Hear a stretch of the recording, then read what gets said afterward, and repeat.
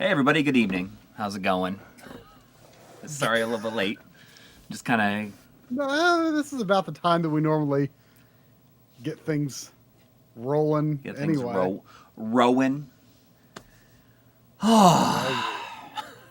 you sound tired today. Yeah. I'm kind of dragging a little bit today. I'll do my best to maintain my energy.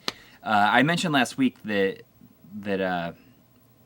Dan Coons of Pixel FX and his wife came over yesterday, hung out, and spent the night last night, and they went home this morning.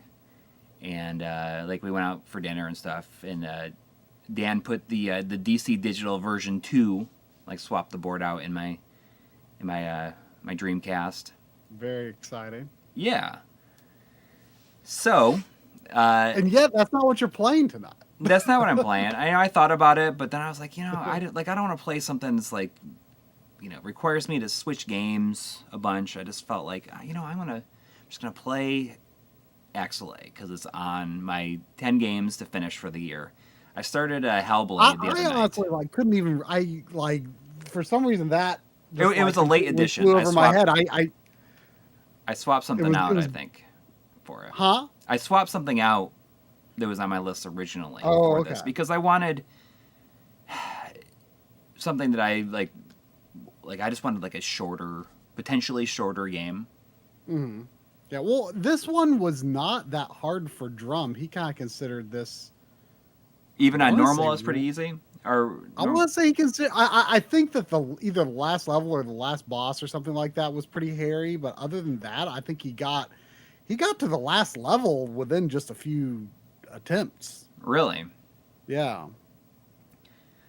So I've kind of had it on my mind as a shmup that might not be too tough, maybe. Nice. Well, we'll see how it goes. This is the one where it alternates level types. Oh, that's right. This is the one where I accidentally bought a PAL version instead of a Super Famicom version. Right. But then I later found a good price on a Super Famicom one. So this is the only PAL cart that I own for Super Nintendo anyway. I have other PAL things, right? I would assume you do. I think I've got some other PAL stuff. Well, some people are saying this is not easy, but it's... I mean, I'm sure it's not easy. But... Right. I'm not playing Beavis and Butthead. Why would I be playing Beavis and Butthead? Because that's Mr. Dots. Oh, okay. AKA Mr. Do, who sent some games that he put a sticky note on top of the stack that said interesting games. And Beavis and Butthead was among those, and I told him that you picked a few games from the box that he sent, and he was happy that I was able to share the wealth. Yeah. The wealth of Beavis and Butthead and you mean Beaver and Bupkis? And various Sega CD games of potentially questionable quality. Well, I mean, you might begin to the point where you almost have enough to send me a package of stuff. Yeah, I weirdly have. Usually it's always you that acquire things to hand over to me, but I do have a number of things for you here, which I could do, or I could, it was officially properly announced, I believe, that we are going to the Midwest Gaming Classic. It was announced on their Facebook, I think, but I'm not sure if it's on the website. Is it on the website? Yeah, I kept looking on the website, but then I saw it was on the Facebook. So. Right. I guess that counts as officially announced. So yeah, we're going. That's in Milwaukee. Yeah. Haven't been to Milwaukee in over 10 years. I don't think I've ever been. Why? I'm surprised you've been. You know, it's funny. I see the Andrew Arbogast is saying, it's pronounced Axelay. And that's how I used to always say it. And then I thought maybe I was saying it wrong, so I started saying Axelay. I saw MLiG Gaming say suspect bottle behind me. It's 99% isopropyl alcohol. You get the isopropes.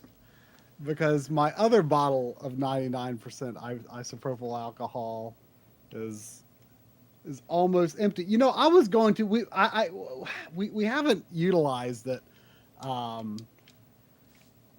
Davichium says it's pronounced actually. I'm gonna go ahead and start. Yeah, go for it. But we started a channel on our Discord, and as far as I know, you haven't used it. I've only used it once. I was just experimenting with it, but like had to jump through all these hoops to make it work right. But like the idea was that you or I could stream either webcam or gameplay or something, and just kind of hang out with people. But the idea was like only you or I could speak in that channel, in that video channel, but right, or voice channel, but everyone else could chat through text, which it's a little awkward. But there's a thing called a stage. Yeah, but I think I'm not sure how that works. Audio right now. Apparently they're experimenting with video in there with video, but like it seems so pointless just to have audio for that. Yeah, I know that they did something in the Mr. Discord. I have like behind me here. I have not like I never put games on my shelf until I've cleaned them, like after buying them, like old used games. Yeah. Never put them on my shelf until I've cleaned them. And I have been just so lazy about it. I've got like literally, I think since July, like half a year's worth of retro pickups on this table behind me. Holy crap. That I have not gotten around to cleaning. And I mean, it's going to be hours worth of work. Jeez. I should, set aside I'm pretty 10 of them to do every morning. So I was going to say, I was going to use that Discord channel and just like hang out and clean games for a few hours. But I haven't gotten it. I was thinking about doing it yesterday or today, but I haven't gotten around to it yet. Do I have unlimited missiles? I always like these Mode 7 effects that also kind of create the depth. Illusion of like a curve, like not just a flat plane, but also a curve. It's very cool. This is definitely a big deal. I rented this game a lot when I was a kid, and I'd never made it very far, which is why it's on this list. Silver Age, I'm pretty sure it's the same cover art, which is a Tom Du Bois cover. Let me grab it. What this is? Yeah. Cool.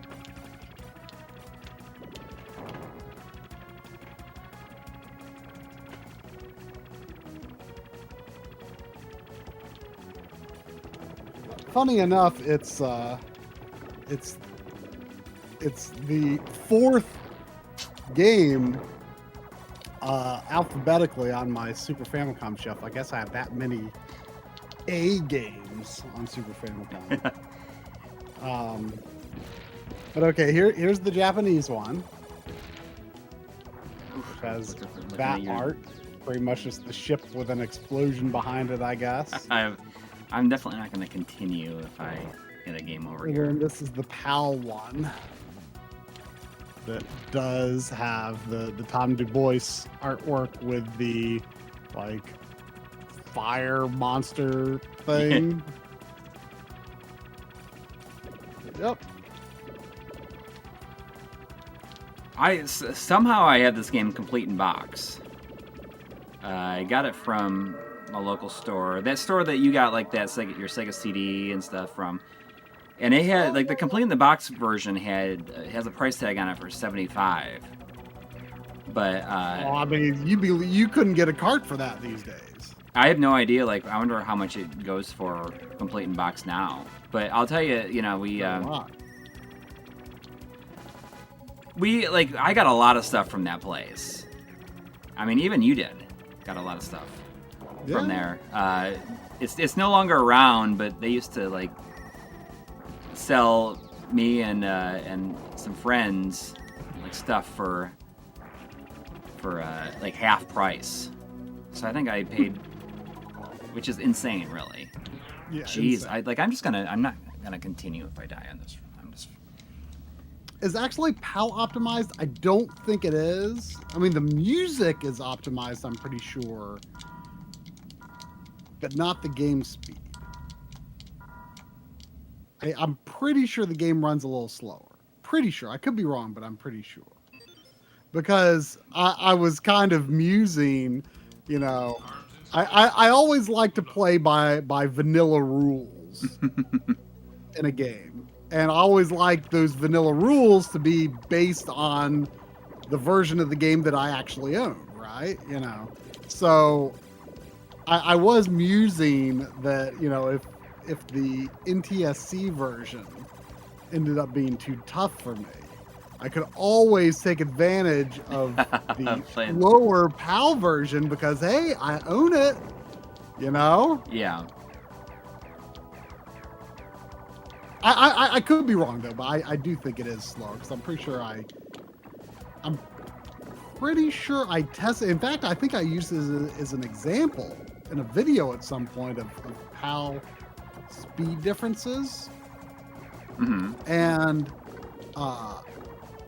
what was surprising to me was I think it was the PAL version, but it could be reversed. It could be the Japanese version, but I think it's the PAL version has longer demo sequences. Weird. Like it's the same ones, but they go on longer. That's such a weird situation, I guess. Or something like Andrew that. Blumenthal says, do you consider a one clear run the only way you can consider a shmup beaten? Heck no. I mean, I've only beaten very few in my whole life.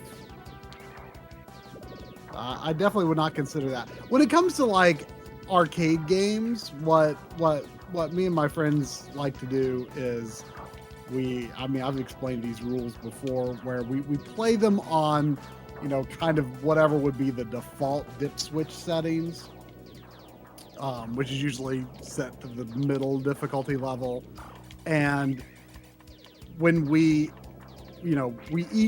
each player, if it's like a co-op game, each player starts off with just 1 credit. Or if it's a shared credits game, then you just put in 2 quarters or 1 quarter per player.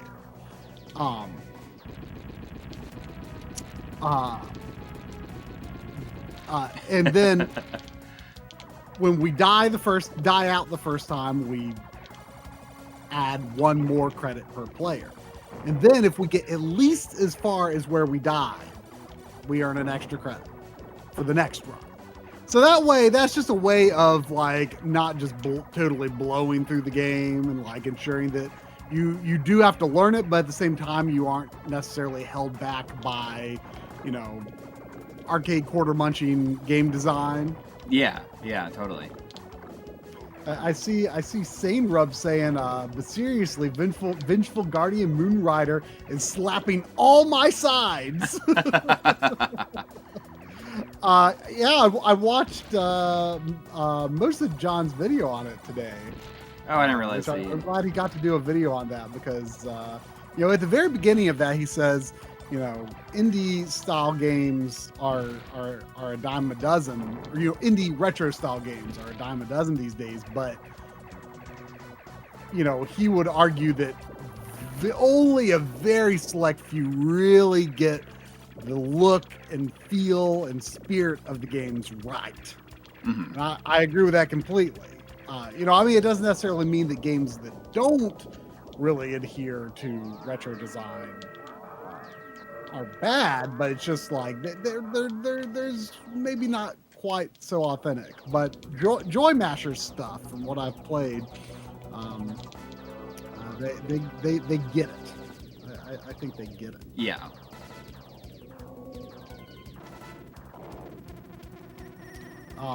We got a couple three super chats coming in here fast.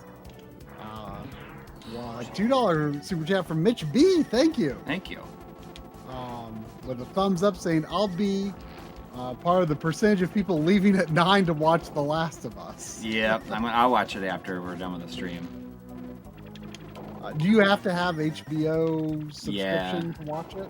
Well, Chris lets me use his. Okay. I think I may have had it to watch something at some point.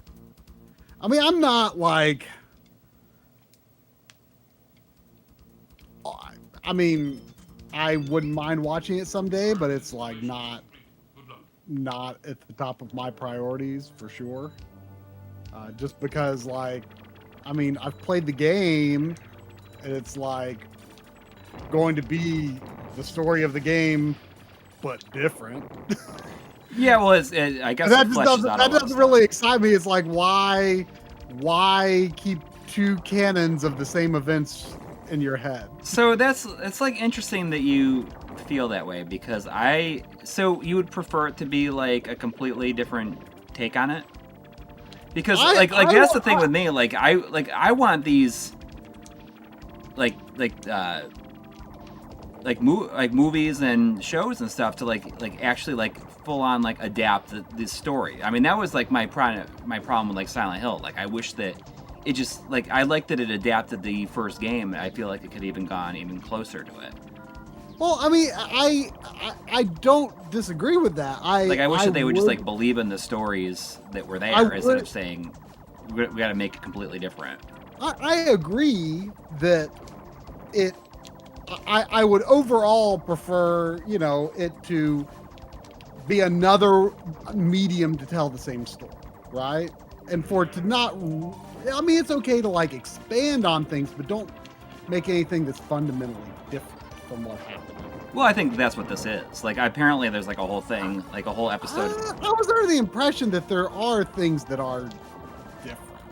Yeah, well, it expands on a lot of stuff. But like things that couldn't, events that couldn't coexist. That was my impression anyway, but I'd love to be proven wrong. But I mean, I guess like part of me is like either play it really, really true to the original or do your own thing. I mean, and there comes the point where like, obviously with like comic book movies, we've got I mean, things get adapted, but they like pull so many. They have a lot more source material to work with. But like MCU is its own canon, separate from any other. But Marvel a lot of the events are like pulled from or inspired by. Yeah. Sure, but I mean, I guess with comic books, like they've been around so long that so many there are so many different, separate, unrelated canons for comic books. So it's like, because they've been around for so long. When it comes to video games, like usually there's just one version of events, unless it's like Star Fox, where almost every game, or Zelda, where Star Fox is a remake of the original so often, but then Zelda is like kind of just like another legend, and I honestly kind of think Nintendo is silly for trying to even imply that there's like a timeline. Like I think they gave into that just because people. I mean, I did at one point too. Like you want these to fit inside a box, but then like once there got to be more than 5 or 6 Zelda games, it got really hard to justify like all of the events of each game fitting cleanly into a canon relative to the other game. Right. Like it got to be really hard to justify, and I think they gave the official timeline because fans wanted it, which is weird because Nintendo usually doesn't give us things just because fans want them. But I don't know. I just I think it's okay in cases like that. Like that would be one of the strengths of a Zelda movie, right?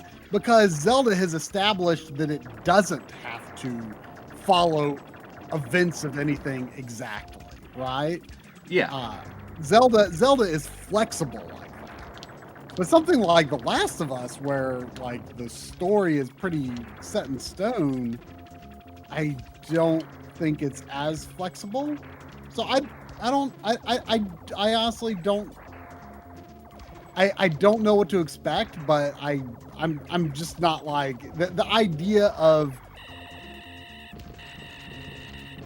an already cinematic game getting a movie or what movie equivalent series made out of it. I don't know. I just like I'm not opposed, but I just don't really care either. I just don't care. I'm much more interested in playing The Last of Us Part 1 on PS5 than I am watching this series.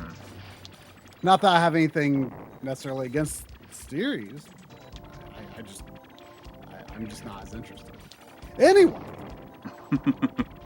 Anyway, there was also a $5 super chat from Dude Guy. Oh, thank you. Saying, what do you guys do to protect your collection against theft? Have you had anything stolen? If you ever get recovered, do you recommend insurance? So insurance is definitely something that I'm looking into. Like, I feel as though I need to do it. I've been cataloging a lot of stuff to try to do that, and apparently it's not that hard. I was actually talking about it with Dan, because he's like, getting stuff like that insured is actually not as difficult as you'd think it would be. At least that's what he told me. Not that he's like has a game collection to insure, but he is like has like other stuff. Oof, come on. I ain't gonna be afraid to put it on easy, and then I would go ahead and if I beat it, then we'll try a higher difficulty level. I ain't gonna be afraid. Oh, are you on easy or no? I'm on normal right now.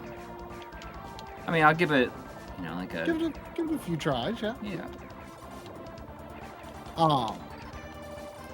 There was also $5 super chat from Nana Cheesecake saying na na na na na na na na na na cheesecake. I assume that's what that na na na na na na na. Yeah. That has to be what it was. Saying, what were you thinking? Happy Sunday. I was thinking na na na na na na na na na na. Then there was also a £5 super chat from Engine UK. Ooh. Saying Analog Pocket in the post. Ooh. Do you think much more has been updated since your review? Are you guys still happy with yours? Oh, I mean, my goodness. I mean, it's great. The Wonder Swan. Open FP, I mean, you showed me a screenshot just this morning of Arcade Karnov running. Yeah. Yeah, I mean, the Wonder Swan core came out like earlier today too, like a couple hours ago. I mean, it's pretty insane. Oh yeah. I saw that. It is. It's pretty insane. I still need to get the Open FPGA on mine. Now they added the library came out, like new firmware added library into it, so it keeps track of like all your cartridge games. Oh, nice. And how long you play them for. That's new? As of when? As of, I want to say Friday.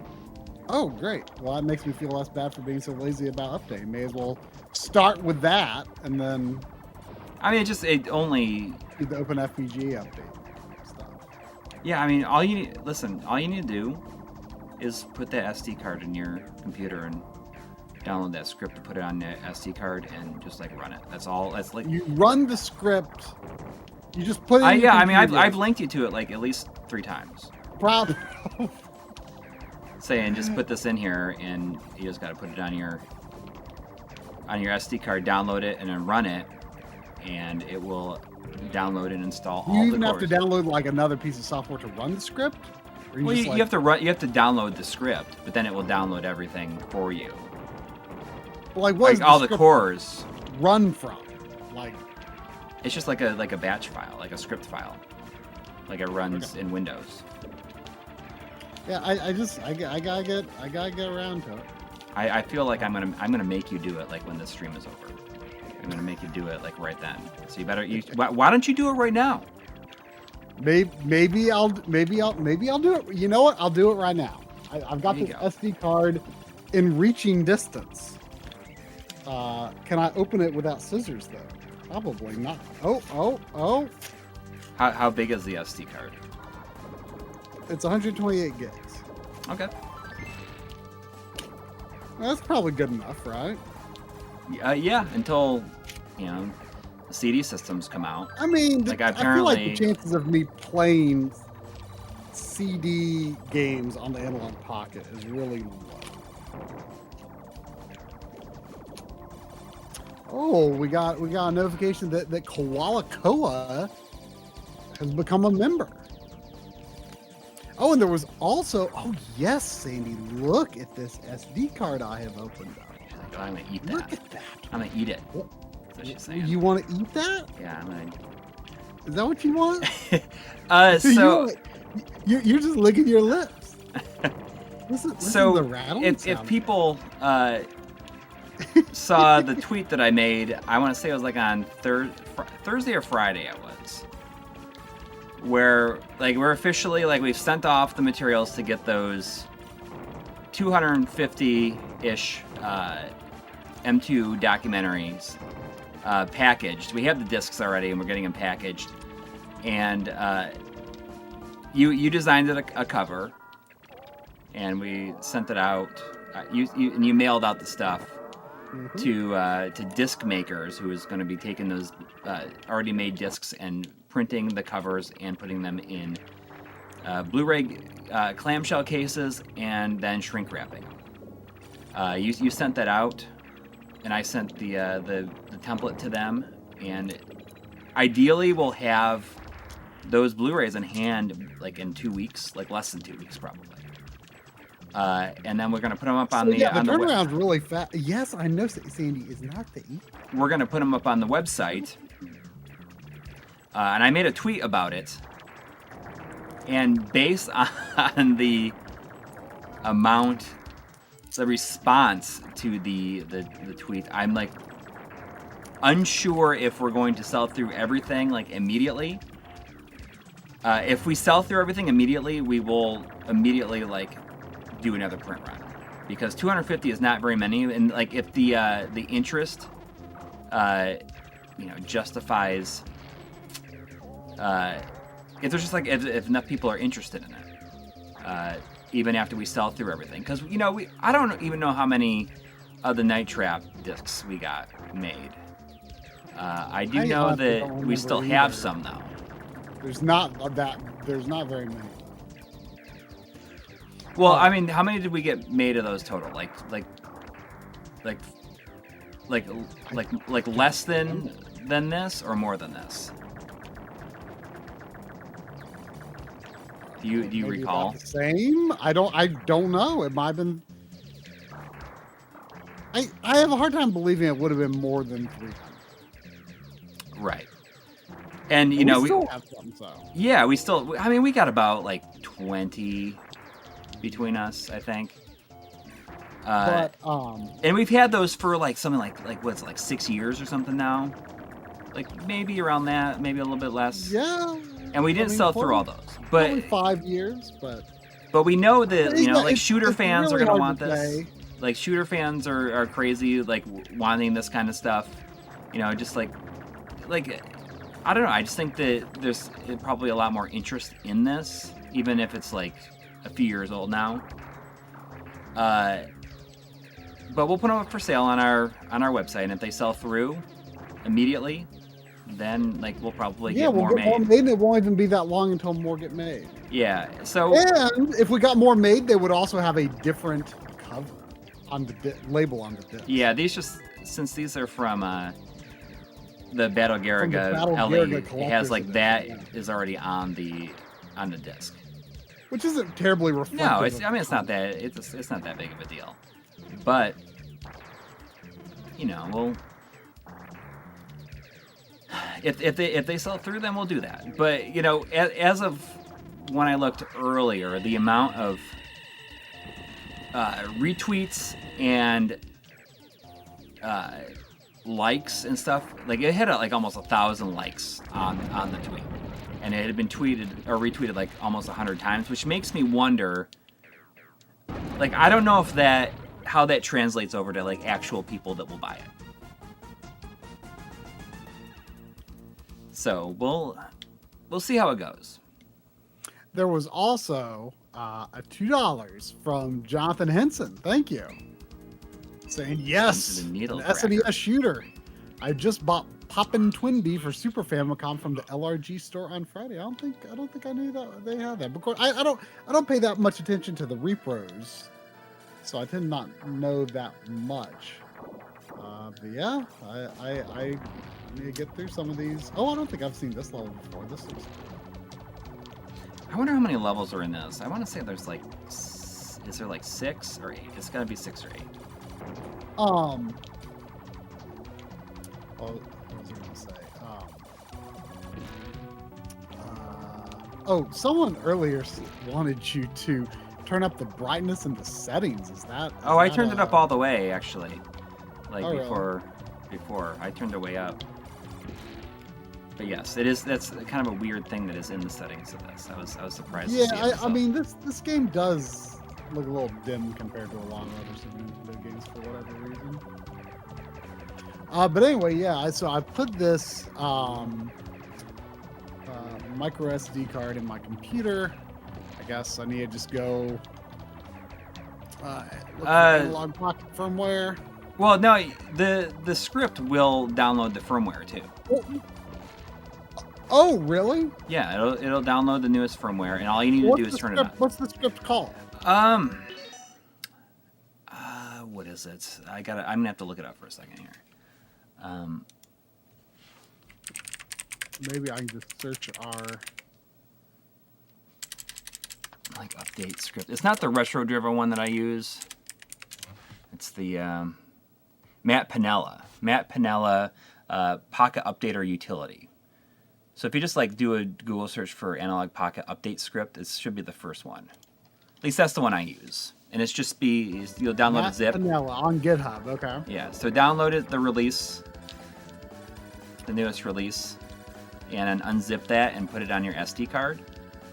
And then double click that, and it'll ask you a couple of questions. It says 2.10.5 patch for Neo Geo Overdrive Core. Is that something separate, or is that the main thing? No, that's it. It like that's just like what it at. Like there's Patch notes new are versions of basically it just come out all the appended time. to it. I see. And it automatically downloads like a new version when there is one. Okay. Jeez. Is there a January MLiG video on the pipeline? It's hard to say whether anything's actually going to make it out in January. I'm gonna try and do something. Like I have this Ambernick, and I'm gonna do like a Oh yeah. like more of a like more of a casual video, and I have like a good amount of a script. And By the way, Jonathan Henson is how actually should I have the USB drive format? exFAT. Like you said, Jonathan Henson is actually like helping me a bunch with it. Oh, you've talked to him? Yeah. He's like, oh, if you need any, Nice. like, have any questions or anything, you can feel free to ask. And you know, I'm treating it. I am treating the video like I'm not sure how well it's gonna go over, but I'm gonna treat it as like what is the function of a device like this for someone like me who basically like mainly plays on real hardware or FPGA consoles, and it does not use like pure emulation, like like in the different emulators you can get for RetroArch. So it's gonna be kind of exploratory for me too, like kind of a learning experience as well. That's what I like to do for videos. Is like when I want to know more about something, like making a video is actually, an educational process for me. And I think some of that came through in the like the M Classic and 4K Gamer Pro video, because just as part of that video, I accidentally discovered that, hey, my TV sharpening is actually not like I thought every TV's sharpening was. Right. It's actually plausibly good on my TV. So yeah, I thought that was interesting. But like when we start to do a video, it's not necessarily because it's like, okay, we know everything about this, let's present it. Like it's more like an excuse for us to learn more about something that we want to know more about. And so when we learn about it and understand, like, oh, okay, so this is how it is, then it feels like we're ready to present a video. And I think that's why our videos are often very accessible, because we just got to the point where we understood it ourselves, Oh wait, it wants me to do something. Okay, would you like to by default install new cores? Yes. Update all. Choose your destiny. I guess I just okay. So it's going to update all, updates firmware, select cores, and image pack. What does the image pack do? Those are just like the graphics that show up like in each core for just like their header graphics, like when you choose one. Like you don't have to do that. I can't explain it. It's like when you choose a core, it's it has like an image of the system or some other artwork. Like, and people can make those things. We got Joe from GameSack here saying, "Are you playing on hard? That's the only way to get an ending." Oh no, I'm playing on normal right now. Did Jumbo play on hard? One of those games, huh?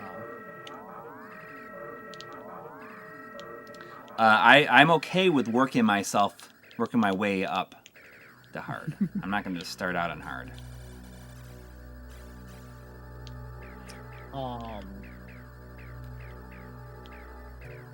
Super Samicon was asking, "Try what sharpening level did you decide on?" I haven't really done a lot with it since then, but from what I tested, at least on the C1, it seemed like once you hit 20 is where it starts to kind of, if there's like a good example would be, there's a lot of games that might have like 4K support, like especially like a lot of PS4 or Xbox One games that like they have 4K support, but they were like largely developed like with 1080p in mind. So you might have something like where the graphics run in 4K, but the maybe parts of the HUD actually use like 1080p based assets. And if you like get up at your TV and you'll see like sort of those sorts of jagged edges to some of those like 1080p based assets. If you turn up the sharpness to about 20 on the C1, those low res assets in the 4K game start to look a little smoother. And I think it's similar, like if you have like a Wii or a Switch game with, like Luigi's Mansion is a great example because it has really good anti-aliasing. But the game is, often lower res looking. That Luigi's Mansion example that I had in the video, I in the video, just for the sake of comparison, I just maxed it out. But I believe like around 20 to 30 is probably probably the sweet spot for most things, I'm guessing, but Dang. I haven't fully committed to straying away from, the neutral sharpness. But as I say, like, if it's not the native resolution, neutral sharpness, like, doesn't necessarily mean that much anyway, because some sort of scaling algorithm is being applied to the image anyway. So it's not like a one-to-one pixel representation. So, speaking of HDMI stuff, I thought this was kind of funny. So last month, I actually discovered this when I was getting ready to capture footage of Donald Duck Going Quackers for the games we played in 2022. Yeah. And I couldn't get anything to display on my TV. Like, with the N64 digital, I'm like, what's going on here? Well, it turned out that that eight input monoprise switcher that was in our setup tour video forever ago, which I have all my modded consoles, or most of my modded consoles, my HDMI modded consoles hooked up, and it just wasn't working. I couldn't get it to work. I unplugged it for like 2 or 3 weeks. Still wouldn't work. Like, all the lights are red. It just won't work. That's the one that like annoyingly flashed constantly, right? Correct. Like, if there's no signal, like it goes through them. But actually, I have it.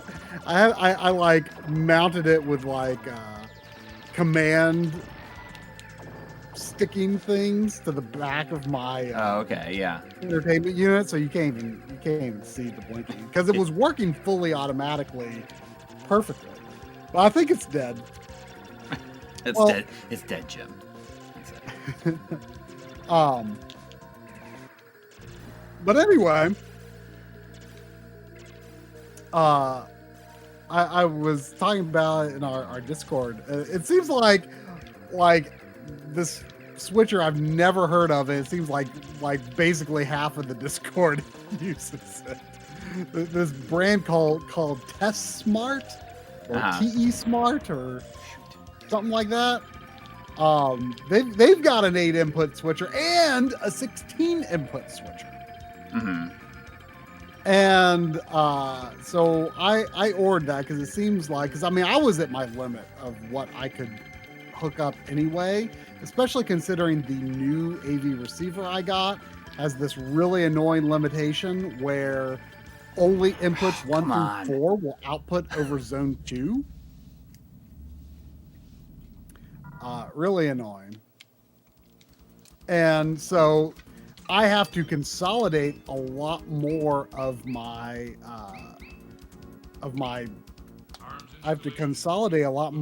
inputs. So the 16 input sounds really good. And what I think I'm going to do is like try to like use that as well to kind of plan out how I want to route things through the Retrode 4K. Because I mean, what I'm planning to do is basically keep the Retrode 5X connected just where it is, use that as my primary upscaler for streams and recording for original hardware systems, because I think it's going to continue to be more than good enough for the very extended foreseeable future for those purposes. What I'm most interested in is using it for HDMI stuff, for sub 4K resolutions, and doing stuff with it in that way. So I'm kind of like preemptively figuring it out, like, ooh, okay, what all do I want to wrap through, which is like basically everything. Because like one thing I'm excited about doing, for example, is just like I don't use the high def NES, or high def NES, as I think you're supposed to call it. I don't really use it that much lately. And part of that's just because, well, you know, it's 1080p, which is fine, but it doesn't have interpolation. So getting an accurate aspect ratio on it is not easy. But with the Retrode 4K, I'm sure it will be extremely easy to, you know, basically resample that, readjust the horizontal resolution so that it's got, you know, proper aspect ratio with interpolation. I think that'll be pretty awesome. It'll be a great way to kind of basically continue the usefulness of devices and systems that you know heck, like the AVS. The AVS does 720p. You could, in theory, make that look equally as good as a high def NES, or equally as good as an NT Mini. Right. That's my theory anyway. I'm assuming that this is how it's going to work. I'm curious. Or I'll be curious to see. make it work that way. But that's what I'm excited about. I'll be curious to see how that switcher works, because I was thinking about, like, if it turns out to be pretty good, but then, you know, like, I was talking to Dan yesterday, and I'm thinking, like, well, they're gonna have their switch. Yeah. That has HDMI. Yeah, with HDMI, yeah. So I'm like thinking, oh, well, you know, like, that might be just better for my purposes, just in general. So. Oh, hey, there was 20 reals from Guillermo Sousa. Thank you.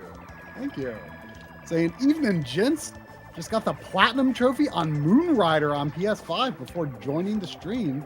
And what a blast it was. Genesis pun intended. I'd strongly encourage everyone to go and buy it right now if they haven't already. Yeah, I'm very excited to play it. I'll probably hold out for a physical copy, but I'm on board for anything Joy Masher makes. Absolutely love it.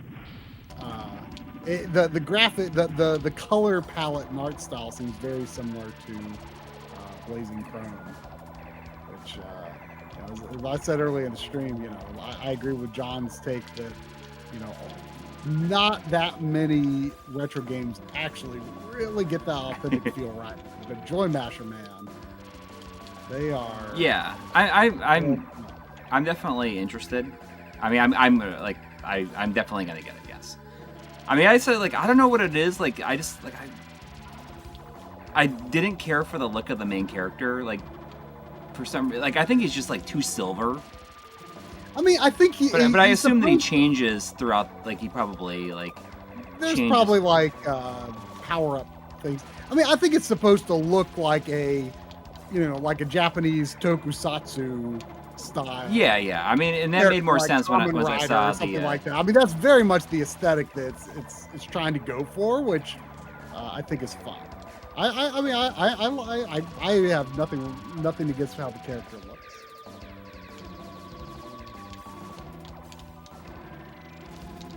Did you? There was another $20 earlier. Did you see that one? Oh yeah. Sorry, I got confused because I saw Koala Koa became a member, and now I see there's also.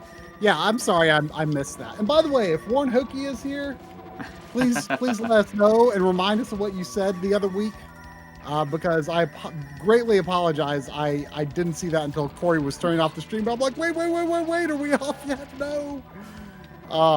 But yes, you're right. I'm sorry about that. Koala Koa.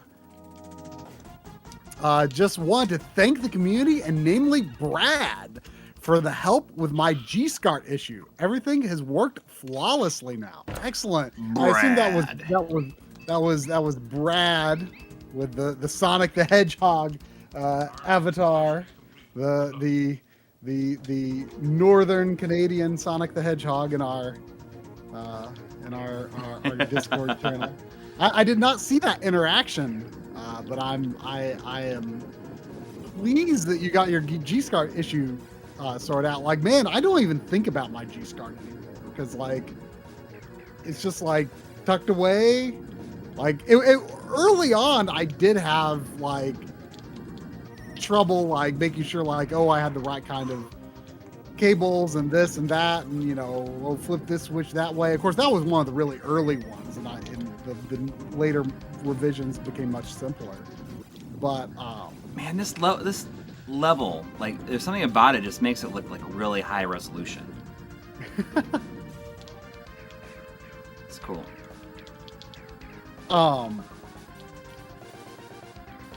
But yeah, like now that like everything works on my G-SCART, it's tucked away, and I never have to think get to about see what it is. it. It just always works. Can you see how many Anyway, levels there are in this total? Like when you get a chance. Sure. Are you still on normal? I'm still on normal, yes. But it's like I have no more continues left. This is level 5, I think.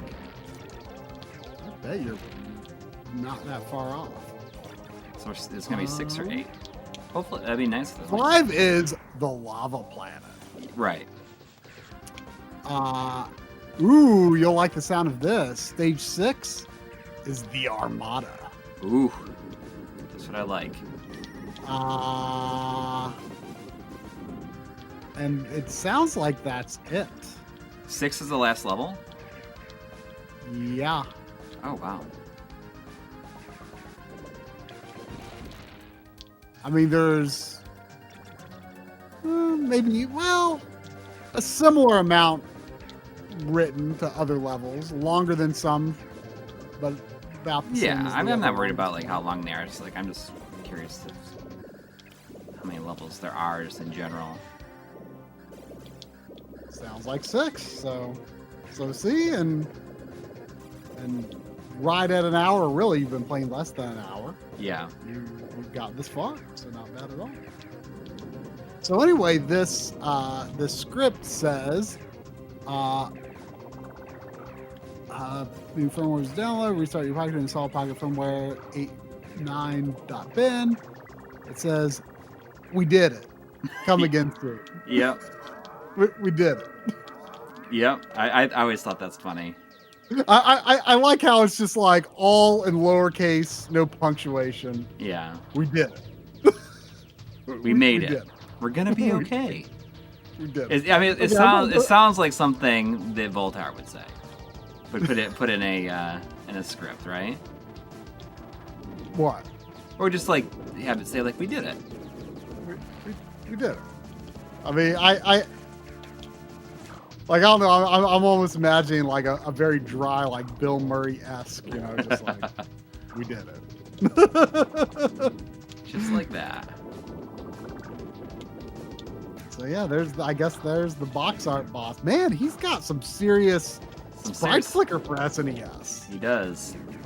But you know, with all the crazy stuff they're doing in the background there, like it's cool how like it makes it look like he's like coming out of this like abyss where there's like dual waterfalls colliding. That's pretty wild, actually. Oh, good luck on that. I'm going to go grab my analog pocket really quickly. Okay. And, see what I can do about this upgrade. All right.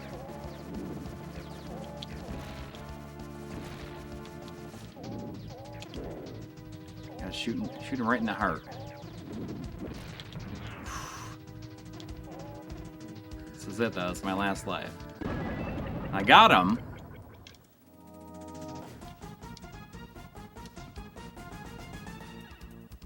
Did I just get 2 extra lives from that?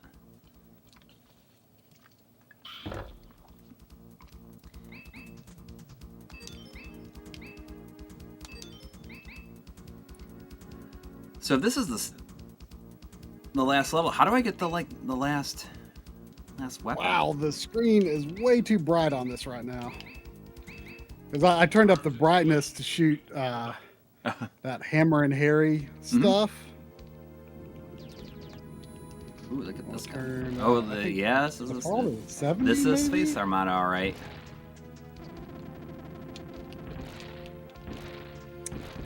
All right.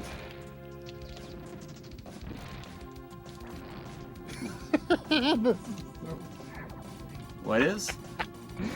This is so embarrassing. I'll be curious if the webcam will pick this up or not.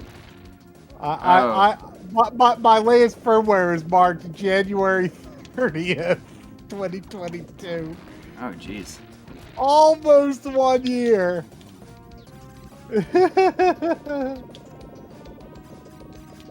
Guess that shows like. Well, you know what? It was working. Like all I want, like all the main thing. I understand, but the main thing I wanted to do was play Game Boy games, man. You know, and I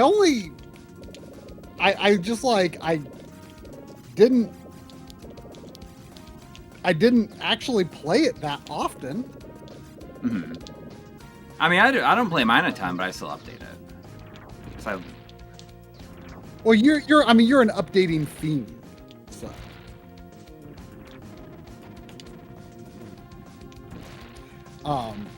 But you know, like, I don't play handheld stuff that much when I'm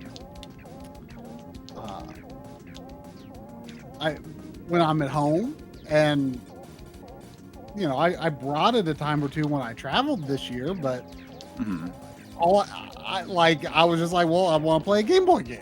So, and you know, when I need to do FPGA emulation at home, you know, I've got the Mister going, so.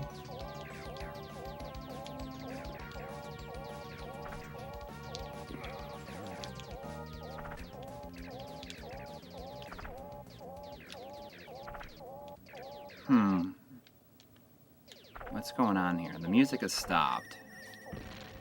Or no, there's like a different music. I'm like, now I'm going inside this thing.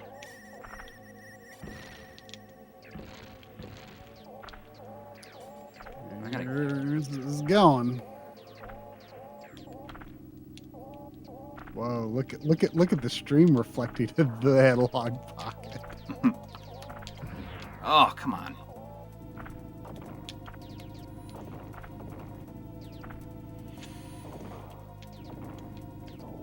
Stay away from me. I saw a picture of well, the picture I saw of the Wonder Swan core. It had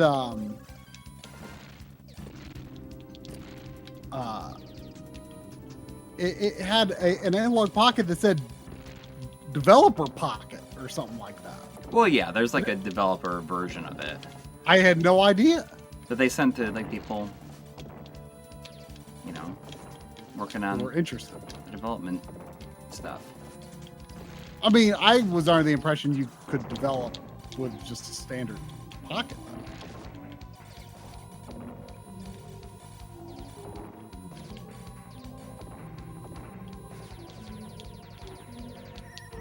Oof, it's close. This weapon's pretty powerful. Kyle McMahon is with you saying, updating fiends represent. Yeah. Oh, come on. I mean, unless it just like is just like completely presents itself as like, you know, like on PS5 or something, you know, where it's just like it's just there, it just does it. Mm-hmm. It takes me a long time to get around to it. And some things I don't trust either, like you know, I'm very paranoid about the LGC1. I've never connected it to the internet. I have no plans to connect to the internet. And I updated its firmware over USB because I mean, have you updated like your RetroTink to 3.0? No, I mean that came out just the other day. But I do want to do that, and then like because I'm excited that you can name the profiles now. Yeah. I am excited to do that. My RetroTink isn't What that just like made me fly into the there's like gravity. My RetroTink's not that far out. But yeah, I'm looking forward to that. Although it's unfortunate, I suppose, if in the future I assume it's still going to overwrite settings and presets when you update. Do you know if it's possible to like export your presets to your computer? That gravity. Oh, that's it. Was I close? Though? You had to have been. I'm gonna try it on easy and see if I can beat it, and then I'll just like play it on normal. Work your way up. Yeah. You get 7 continues, and maybe that's the only difference. Is you get 7 continues. Probably not, but. Yeah, but Fried Zombie, that 4K mode was only 24 hertz. Yeah, it wasn't very, like it was novel, but I'd much rather have the downscaling than that. Oh, so this is considered only 1.1? Oh, easy doesn't go to the last level. Oh, set date and time? That's new.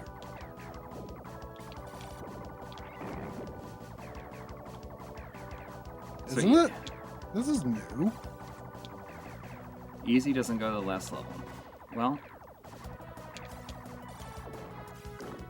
time is, you know, this is so silly, but I have this habit of bringing up the Google Authenticator app, and it like changes like authentication codes every 30 seconds, and there's like this clock that closes, and I wait until it ends. Oh, but see, that was the half minute. Like I always, whenever I set times, you try to make it so that it's like on the second. I try to, yeah. Yeah, that's you got some patience for that. Like, Well, you got patience for updating stuff all the time. But I try to make it as I mean, it's not on the second, but you know, within a couple of seconds, I always try to make it. Okay, here we go. It's about to change to 9/11. And then change that to PM. We're good. Okay. So yeah, now I've got a more extensive menu here. Oh yeah, and then we've got all of these cores listed here. And you, of course, you got to copy games to it. Right. Those go in the assets, and then you choose the system, and then in the common. Oh, there's not as many arcade games on here as I thought. Well, Hotego's stuff can only be added via his. You have to get the cores from his Patreon. Oh, really? That's not part of the. Well, you mean it's like the updated script was all I'd need? Well, I mean, it doesn't download like the Patreon exclusive. It can't. It would be like stealing from him. Oh well, I mean, I didn't. I mean, now if you put his arcade cores on there, it will download the ROMs that it needs for it. What's this arcade compatible JTDD and JTDD2? These. Well, that stuff is probably like I think Double Dragon. I think he made those public. Okay. But the rest are just through his Patreon. I didn't realize they were all on just Patreon. Oh yeah, and then there's like a little NES image. Yeah, that's what I meant when I talk about like the artwork and the stuff. artwork. Yeah.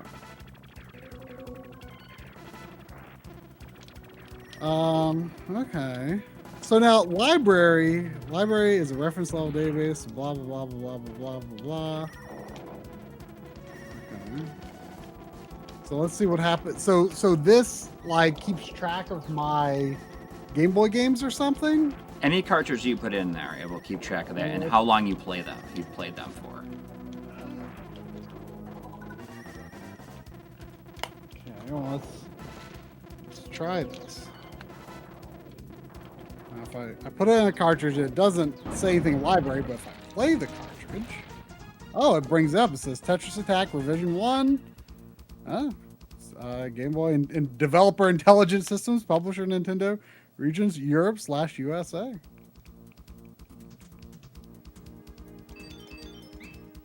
Okay. He's not gating the games behind there.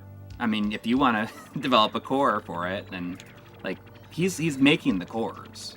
Him and his team are, and he has a staff. Hotego has like a whole staff that he has to. Yeah, I think that's something it's important to understand. Is like Hotego is like, as far as I can tell, like making core development like a full-time job thanks to Patreon. Yeah, and he not he just has for himself, for other people too. Yeah, exactly.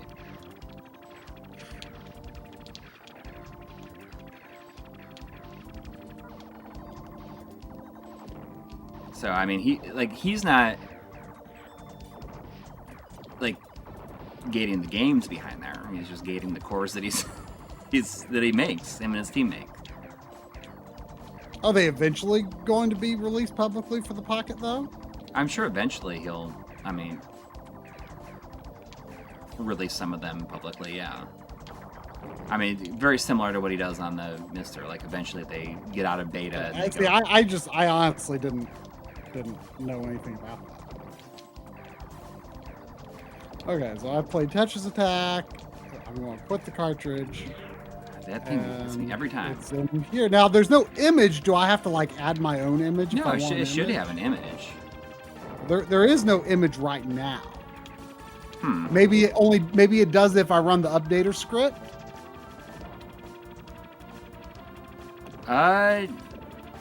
After playing the game, I mean. Or maybe that's image packs. I don't know. Like maybe that adds to the image packs. I don't know.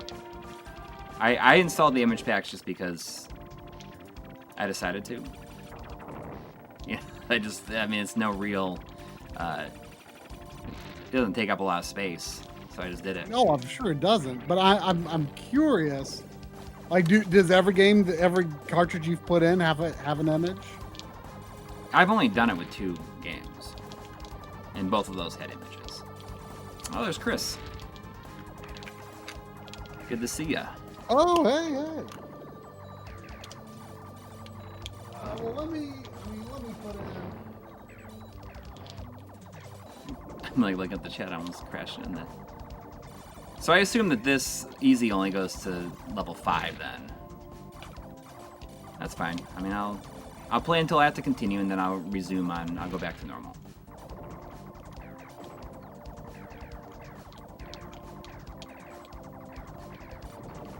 Okay, so I've technically played Kirby's Dream Land 2.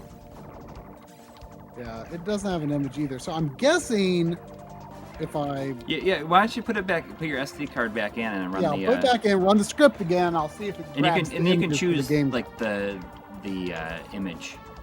And run it so because you can choose it from a menu to like download the image packs.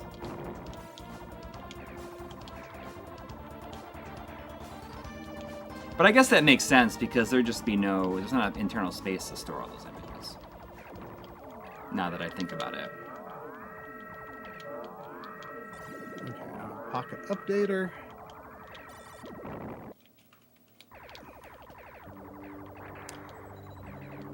See, there's one thing that says download platform image packs, but I'm assuming that's for the... I would choose that and then just like, I think you can download everything.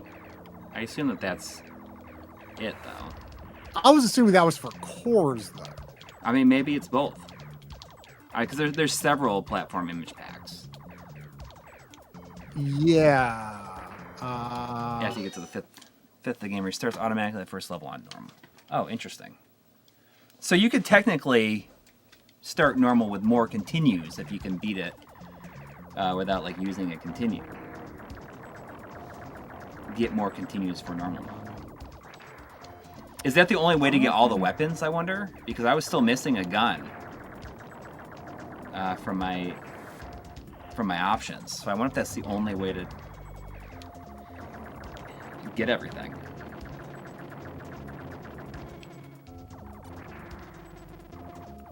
See, I can't tell from this list if any of these are like just regular Game Boy images.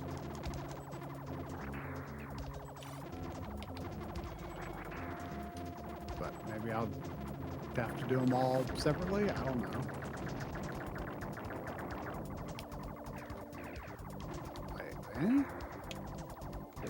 to do anything. This is back when most of the enemies looked like Alien or RoboCop enemies. I gotta have Ed 209. Ed 209 should be in every game.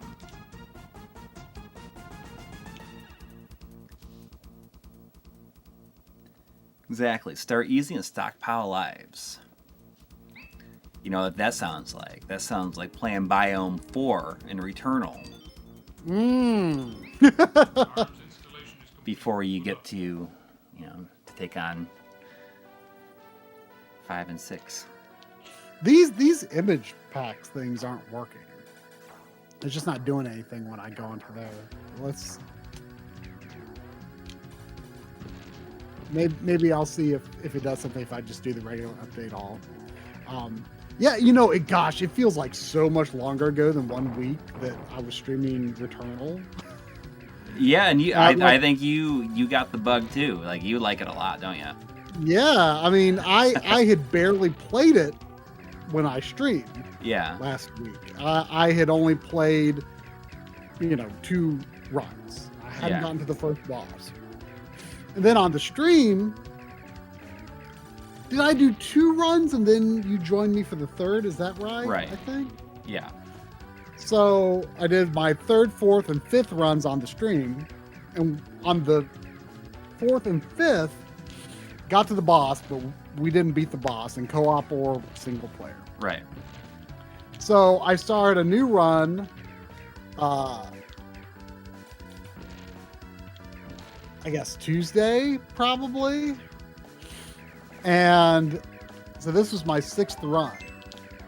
I beat boss 1. I got to biome 2.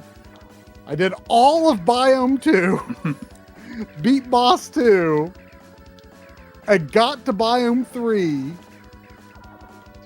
And it was like 1:30 or so.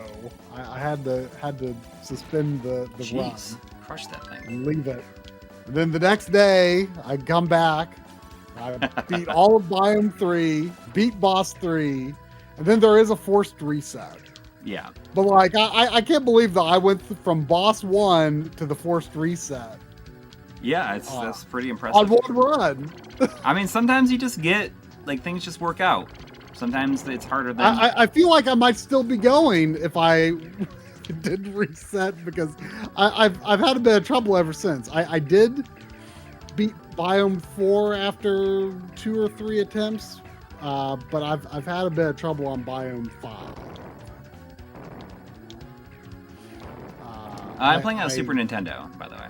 I'm playing on a real system, a real cart. This time.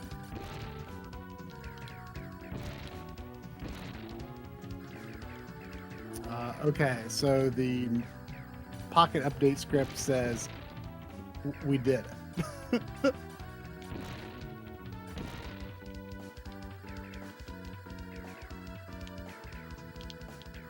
I did not read the manual before starting this game. Should I have? Probably. The flight manual? The pilot's manual?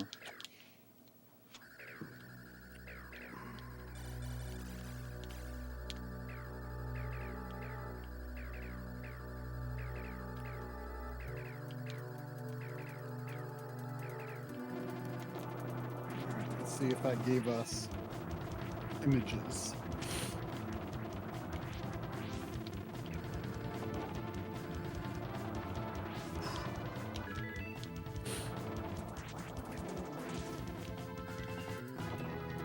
But maybe that is feature has been added. What's that? Oh, well, it didn't tell me this last time. A new feature has been added. Hold analog and press start to take a screenshot. Yeah, I still do not have images for the games I've put in.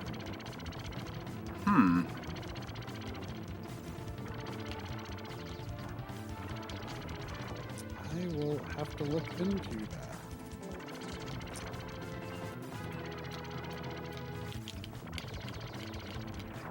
But yeah, I guess the next step will be, loading it up with stuff, but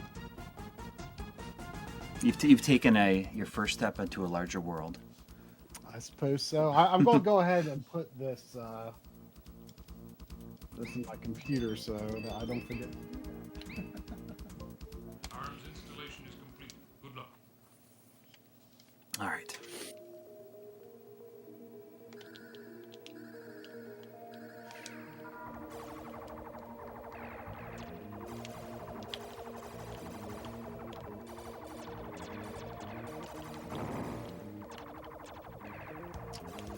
Indeed, how can you pilot an Axelay without reading the operations? I know. I should have. I do like to look up manuals before starting a game that I feel might have like some sort of like obscure power-ups or something like that. I might want to understand. But I mean, would you feel the need with this game?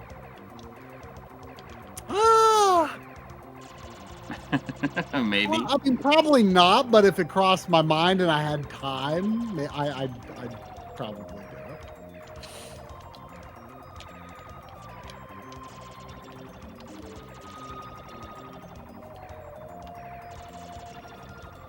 But I kind of like the idea of, starting on easy and like seeing how many lives I can get before I have to go through to normal, because I would get really good at it. Well, but then when maybe that's my new thing. Does it reset to hard though? Is the question? Does it reset to hard at 8?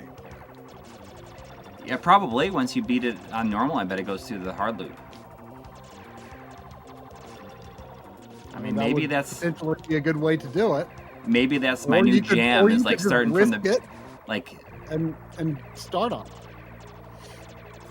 Yeah, to practice it, really.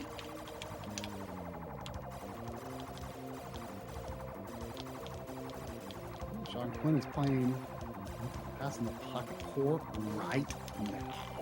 Is what? He's playing Link to the Past on the Pocket Core right now. Right now. Right now.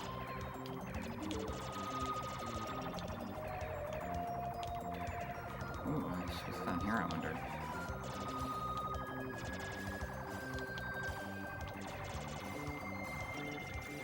Wow, that SD card has been sitting on my desk for... Since maybe January of 2022. No, because I feel like I bought it like to use an ODE or something. Dang. You're like, whoops.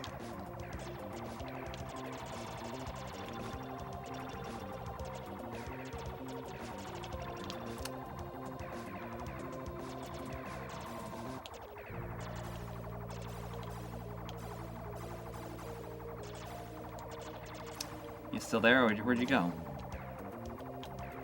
Oh, I thought your camera was messed up, but you just like rotated your chair. If he doesn't spin around in his chair like he's like an evil genius, I'll be real disappointed.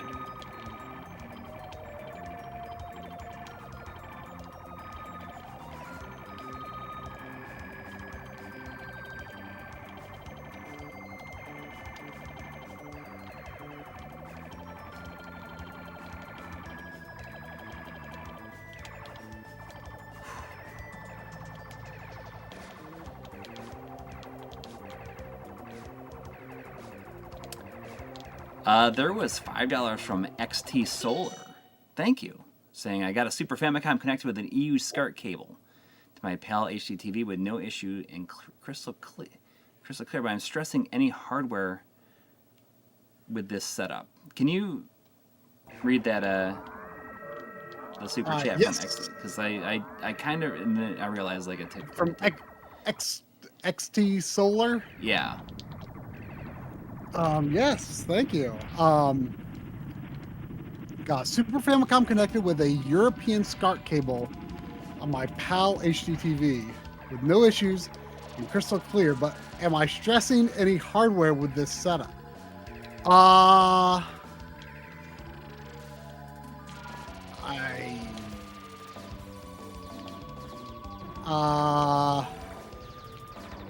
Possibly. So that I mean, makes in a minor way, because there is technically a difference between NTSC and PAL SCART cables only for Super Nintendo. Like, I mean, there might be another exception somewhere, but like that's, I mean, for the most part, that's a Super Nintendo issue. You know, if you're dealing with like a PlayStation or a Saturn or something, there's no difference between SCART cables that you would use with the European and American or Japanese system. But when it comes to the Super Nintendo, for whatever reason, I might have this reversed, but one of them has resistors and the other has capacitors or something like that on the RGB lines, and your cable is supposed to have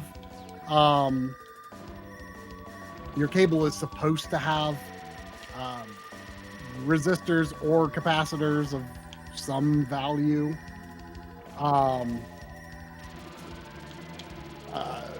But I don't know what they are. I'm definitely not up on the differences. Oh, here Stefan says if it's a GameCube cable, it's fine. If it's a PAL SNES one, it's not good. Yeah, I actually have an official GameCube PAL cable. Yeah, that's a good point. I don't know for sure what the specifications of the GameCube cable are. But yeah, it might technically work, but you wouldn't be sending the correct capacitance.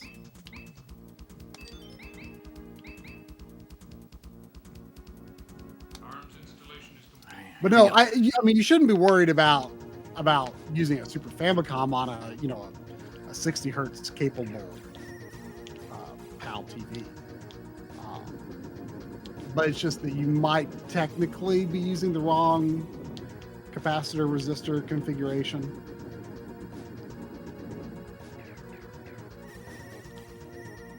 I don't know how harmful that could be, but it's technically not correct. There might be some visual aberrations or something. You know, for example, there is another example actually. Not of a region difference, but of a cross-compatible cable that technically works but is not ideal. PS1 and PS2. PS2 has capacitors on the RGB lines in the system, which means you don't want capacitors, or at least capacitors of a larger size, or no capacitors, one or the other, in your RGB cable for PS2 if you're using RGB, because the PS1 cable is supposed to have capacitors. It's like, I don't know, 400 something. I'm not a solderer. I just vaguely know these things. The PS1 cable is supposed to have some sort of capacitors on the RGB lines in a PS1 SCART cable. And if you use that same one on a PS2, you actually get like half the capacitance value by having two equal value capacitors in the same sequence. Basically, it's in the system and it's in the cable. You get less capacitance. So you could offset that either with a really large capacitor, like you could have like 1,000 microfarad capacitors in the RGB cable, and it would be excellent for PS1. It would be above spec in a good way for PS1, and it would work equally as well, or essentially equally as well as no capacitors would for PS2. If you use a PS2 SCART cable on a PS1, though, one that has no capacitors in it will work on PS1, but there will be some weird issues, like if you have a white screen, then you might have this like kind of glow around like the edges, especially at the Got top. the glow. Sorry, I'm just trying to keep myself focused. So I'm just saying, just talking, saying not like talking nonsense, really.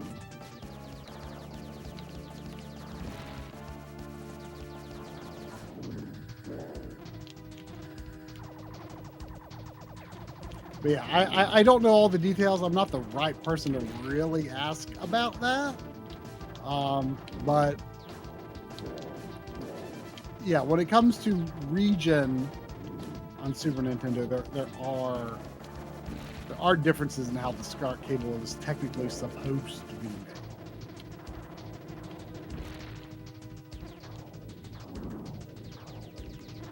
I feel like these missiles are really powerful if you know how to use them, because you get a lot of splash damage from them, and they'll go through. They're really powerful, especially against living things. Alright.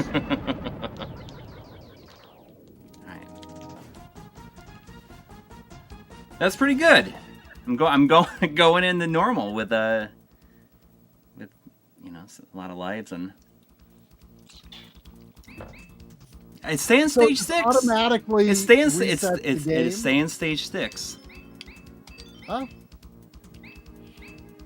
Arms installation is complete. So we're gonna see what happens. Mr. Do says, "Have tried talk some nonsense about something to keep you focused, Coury." That's what Drum does sometimes when. Yeah. I mean, you just talk. Like sometimes it varies depending on Sometimes he'll try a run. Well, he'll say be quiet, and sometimes he'll try a run about where he'll say so tell me about what kind of RGB cable to connect to whatever. Just to get you to just like talk. It's just random ramble. And sometimes the ramble is good for the run, and sometimes it's bad for the run. You mix it up. That's what he's done when he's doing his 1-1-1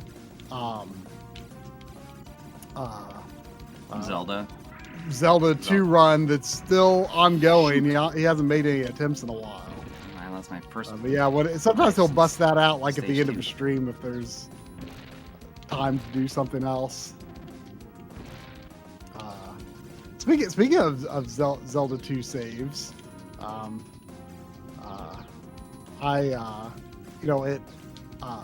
Retro World, Mm-hmm. in August I bought a Zelda 2 Famicom disk system. Oh. And it's got a level 777 from Takayama on it. Oh, that's cool. I finally tested it out because I got I sent my FDS to show for some tuning up. That's right. And I recently got back, but only just got around to actually getting it hooked back up the other day. I popped in Zelda 2 and obviously it was untested. I mean, untested by me anyway, but it does work. It's got saves. Not bad. Can I kill this thing? I wonder. I'd love to be able to kill this thing. There was a $5 super chat from Ludicrous Fool 79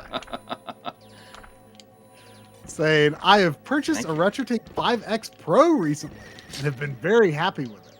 I have you guys to thank for introducing me to it, so thank you." Yeah, man. I mean, Retrode 5X, it is good stuff. How is this thing still following me? It couldn't follow me. Oh, there we go. It didn't follow me that far last time. That's funny. I wonder if it just depending on where its leg is and the backwards walk cycle, Yeah. maybe it can go further, maybe it can't.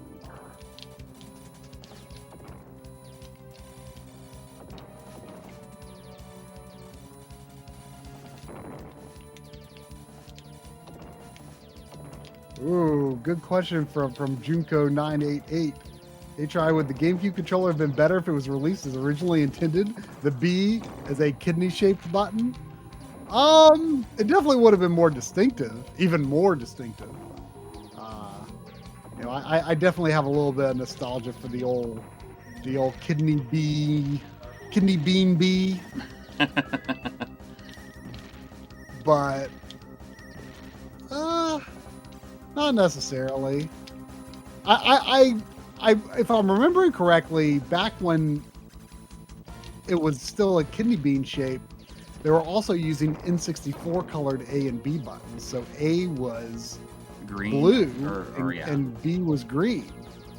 Of course, on the release controller, A is green and B is red. Which I actually, funny enough, I feel like that helped me, a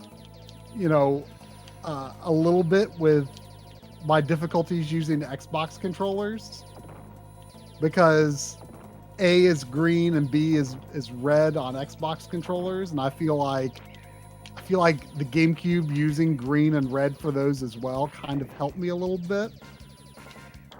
Oh shoot!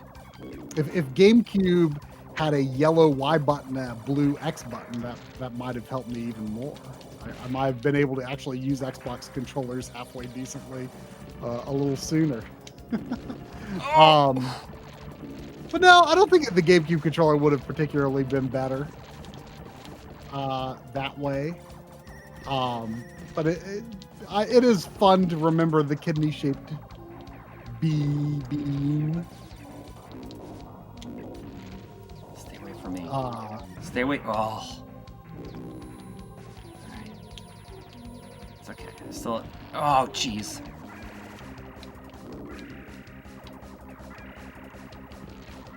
I think other controllers would have been better if they went with the GameCube layout. I mean,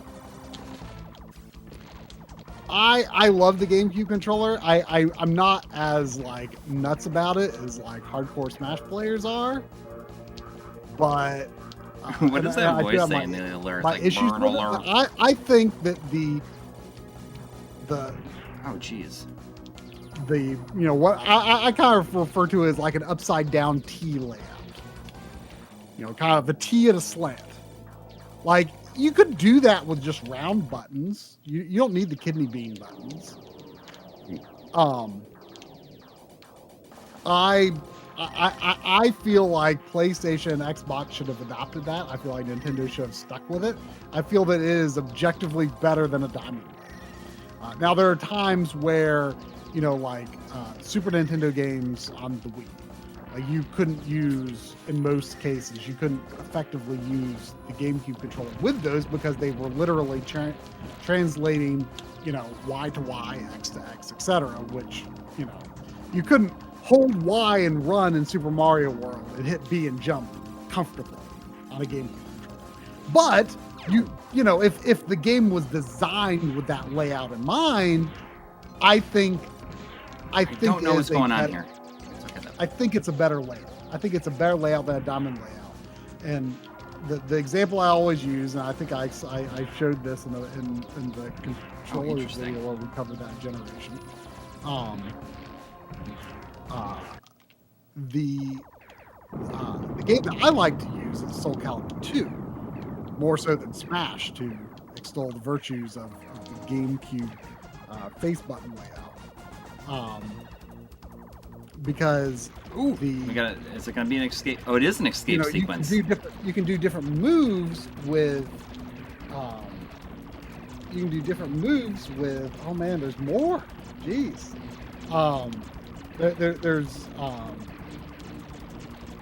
There's moves you can do like by pressing multiple buttons at the same time, and on a diamond layout, it's only easy or comfortable to do. On a Nintendo or Xbox Diamond layout, it's only comfortable to do an X or B and Y simultaneously. Whereas on a GameCube controller, you can easily do A plus B, A plus Y, A plus X, and honestly, even X plus Y is fairly feasible. but you've got at least 3, if not 4 more simultaneous presses that are easy to do compared to a diamond layout. I think we should have moved. I don't. This is looking like this looks like an ending to me. It kind of does, doesn't it? It kind of does. If we get credits, I'm counting it, and I'll continue on and play. Yeah, I mean, yeah. I mean, normal. You know, but remember last year, your thing was if you like a game and it was really short, you're going to play it twice. Yeah. Oh yeah. You only did that a couple of Look times. at. I mean, that looks like an ending to me. This looks like an ending. This looks. I call that an ending. So did the rant help? Look, we got credits. This is an ending.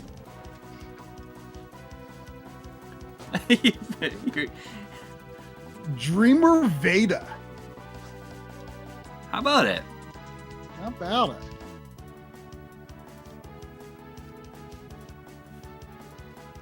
Keeley Gamer thinks Joe was just winding you up. He's good at that. There was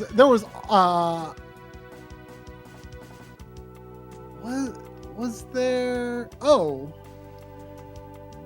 Okay. Yeah, I was confused. Okay, I see that Junko 988 dropped a $5 super chat, and I was confused because I thought that was already a super chat, but I was just responding to a comment I saw. So thank you. And then there was a $10 super chat from Rob's Works. Oh, thank you. Saying, you are right. Smash Brothers players salivate over the GameCube controller. I liked it for Metroid Prime and Resident Evil 1 Remake. Yeah, I mean, I think there's so many examples of games where that, to me at least, demonstrates its value over a GameCube controller. I feel like the GameCube controller Smash thing mostly stems from people just being used to it for Smash. I'm sure there are technical things that are maybe a little easier to do on a GameCube controller for Smash, but I have always moved on to the new generation's controller for each subsequent version of Smash. I've never been that hung up on Melee. Challenge mode, normal. Challenge normal mode. It's gonna let me just continue on with the weapons. I'd be curious if it does. Is it gonna give me that last gun? No, it starts you. It takes your weapons away, but does it give you the lives? Let's see what happens. Yeah, I have the lives. Nice. But not the Let's weapons. See what happens. But anyway, Rob's, you know what I actually like to do for Resident Evil 1 Remake is use the Hori pad. Because, I mean, it's digital movement. You know, the analog stick doesn't actually impact how you move. So the Hori pad is awesome for RE1 Remake. But I will say that there is something comfy about playing all the old Resident Evil games like 2 and 3 and Code Veronica with a GameCube controller. Partly because those were the versions I played through first. I mean, I played a little bit of the Dreamcast Code Veronica on my cousin's system before.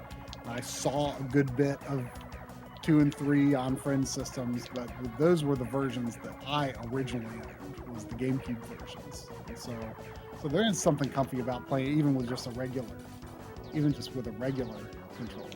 Although, speaking of the Hori pad, you see, is it...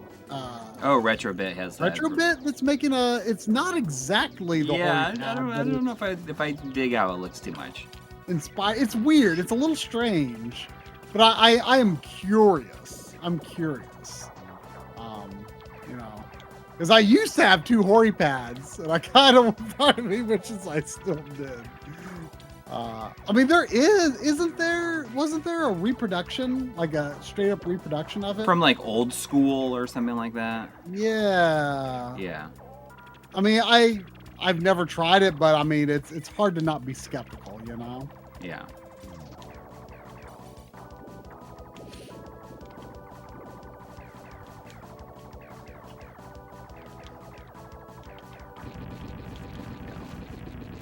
Oh yeah, the Switch Pro Controller's D-pad is terrible. I agree, it is worse than the GameCube Pro Controller, or the GameCube D-pad, which is, I mean, it's a fine D-pad, but its placement and size is not ideal. With the Switch Pro Controller D-pad, its size is fine, but the quality of function is poor. Yeah, the Wii U Pro Controller has a great D-pad. But yeah, Reality Lancer was asking, what's the best D-pad ever? I think I know your answer to that. I mean, I want to say the Saturn controller probably has the best D-pad. See, I've but never, I mean, I think never that, you know, felt that the Saturn D-pad is any better than like Genesis. I mean, I don't know if I like if I'm as big of a if I love like the disc style D-pads as much as I used to. Like, I mean, I could say the Super NES D-pad is like pretty darn good. Oh, so I thought you were pretty hardcore on the disc-based side. No, not really. I mean, I like it. Yeah, I like the Super Nintendo D-pad too. Which, you know, honestly, I think. I mean, that's just like the kind of a standard, I guess. Nintendo D-pad. Yeah, except I for mean when they're screwed up. Of course, it gets mushy on most controllers, but you know, I've got that engraved one that's nice. Mm-hmm. Of course, I consider the N64 D-pad to be as good as the Super Nintendo D-pad, but it's just not utilized as much.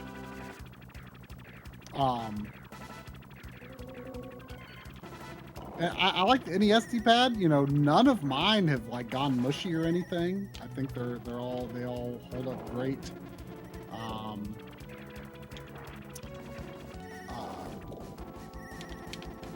GBA D-pad, I've had issues with on some systems.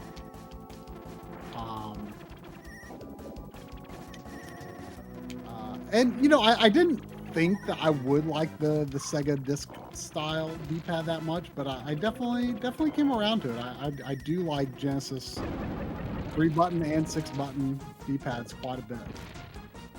I overall feel much more comfortable with the 3-button controller, though. I haven't played enough games that really need the 6-button controller on, honestly, Genesis or Saturn to have ever become totally comfortable with it. Like, I have needed to press X, Y, and Z on Genesis and Saturn controllers, like, so few times in my life. Yeah, I mean, usually, and if you do, it's a lot of times that functionality is on the shoulders. I know, and I feel like I would. I feel like I would screw up, like if I really had to. Yeah. Because I'm just like, oh my gosh, which one? I mean, I know they're in order X, Y, Z, but like, I'm just like, it would definitely be like a look at the controller thing for me, you know? Yeah. As silly as that sounds, like it's those buttons aren't well utilized. Like, Panzer Dragoon, for example, all the X, Y, and Z buttons do is change the zoom level, which I did at the beginning of every level, but like otherwise I didn't really use those buttons. You know, a lot of people say that Ranger X really needs the 6-button controller, and you know what? I play it with the 3-button, which is probably like blasphemy to a lot of people. But I first tested it out with the 3-button before I streamed it. I tested it out. And like, We appreciate when a game can use like fewer buttons. I very much appreciate that. I think the less buttons a game has to use, like in a lot of ways, it's smarter and more streamlined design. Like I've always been in favor of up B for special attacks instead of like for like Castlevania versus putting it on the shoulder button. Like, I don't know, something about it just feels right. And like I feel like in Ranger X, your little secondary vehicle is, for the most part, smart enough to move where it needs to be without your direct input. And I felt like I was able to concentrate on what I needed to do much more effectively when I was just letting the pod move based on my movements. I thought that trying to manage that with the 6-button controller was just going to be too much of a distraction. Mm-hmm. And it turned out like, I mean, I did very well in the game without it. So without the 6-button. So I don't think it's necessary at all. I felt like playing with the 6-button was going to screw me. You know, a lot of people always throw out Comic Zone as a game that needs it. Yeah, well, I mean, I think that like it doesn't have like a block button that you like having a block button. But you know what? Nicer. I don't have a real Comic Zone. I originally played through it on the Virtual Console. Oh, okay. So I probably played it with a classic 6-button controller mode. and Yeah. had access to extra buttons. I saw Ludicrous Fool say, does that mean Kirby Air Ride is enjoyable or smart in your opinion? Using only A for everything, there Shoot. barring theory, is quite divisive among people. It's like, well, that'd be awesome if I made the whole level. I don't think the concept is bad. I think the execution is, though. And you know, Sakurai's latest video was on Kirby Air Ride. And he talks about how like the main programmer was like, you know what, this game is not working out. Can we just like restart? And he said, okay, let's restart. And they finished it in 3 months. Huh. I wonder how much stuff they reuse though. Well, yeah, he said that most things like tracks and vehicles and stuff, like the graphics assets were like already made. But like the game was basically re-engineered from scratch in like 3 months. Which sounds about right. You know, one of the things I thought was interesting that he said was part of the philosophy behind the game was that you don't have to play perfect. Did you find that to be true? I mean, you didn't like it very much. I find that to be completely untrue because like it died with like the beam coming out.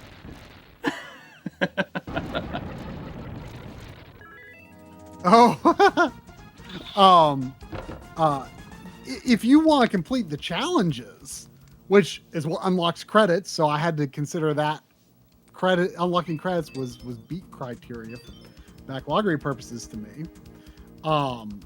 You have to play from my point of view, perfectly to unlock so many of those, because there must be some kind of depth in that game that makes the people who love it. Mm-hmm. And it just clicks. But man, I played so much of that game to unlock the credits.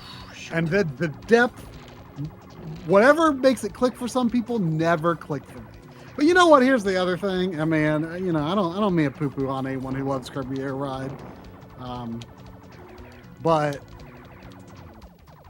every time someone defends Kirby Air Ride, once you dig a little deeper, it turns out to be all about City Trial. They love City Trial. I've never heard the same raving about the main racing mode. Like, what is City Trial? I don't even like City Trial. I don't even like the idea behind City Trial. So City Trial, what's kind of dumb about it is it's like just this singular environment, this one environment. It's, you know, like the rest of the game, it's first and foremost a multiplayer mode. I mean, you can play the game in single player, but it's meant to be a multiplayer game. Mm-hmm. Basically you run around this world, this city world, with all these power-ups randomly strewn about it. and you pick those up and to power up. And then after the timer is over, Wow. then based on your power-ups, you then like compete with everyone else and like to defeat the other players based on the power-ups you've acquired. And like someone vibes. pointed out that the concept of this was actually reused in Smash Brothers for 3DS. Oh. Not on Wii U, only on 3DS. The basic concept where you like run through a level, collect a bunch of power-ups, and then you face off with your power-ups that you've acquired.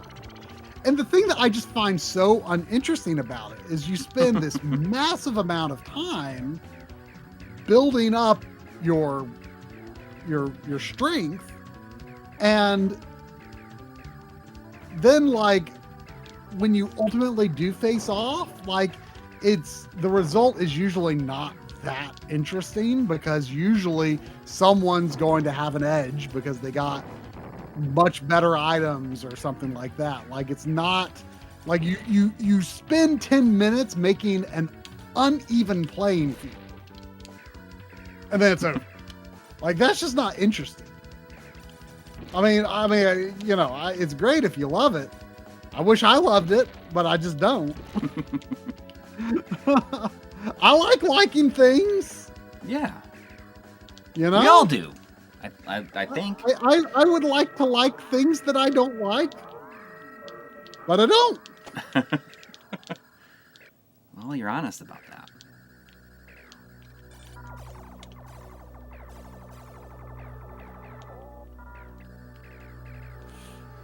All right.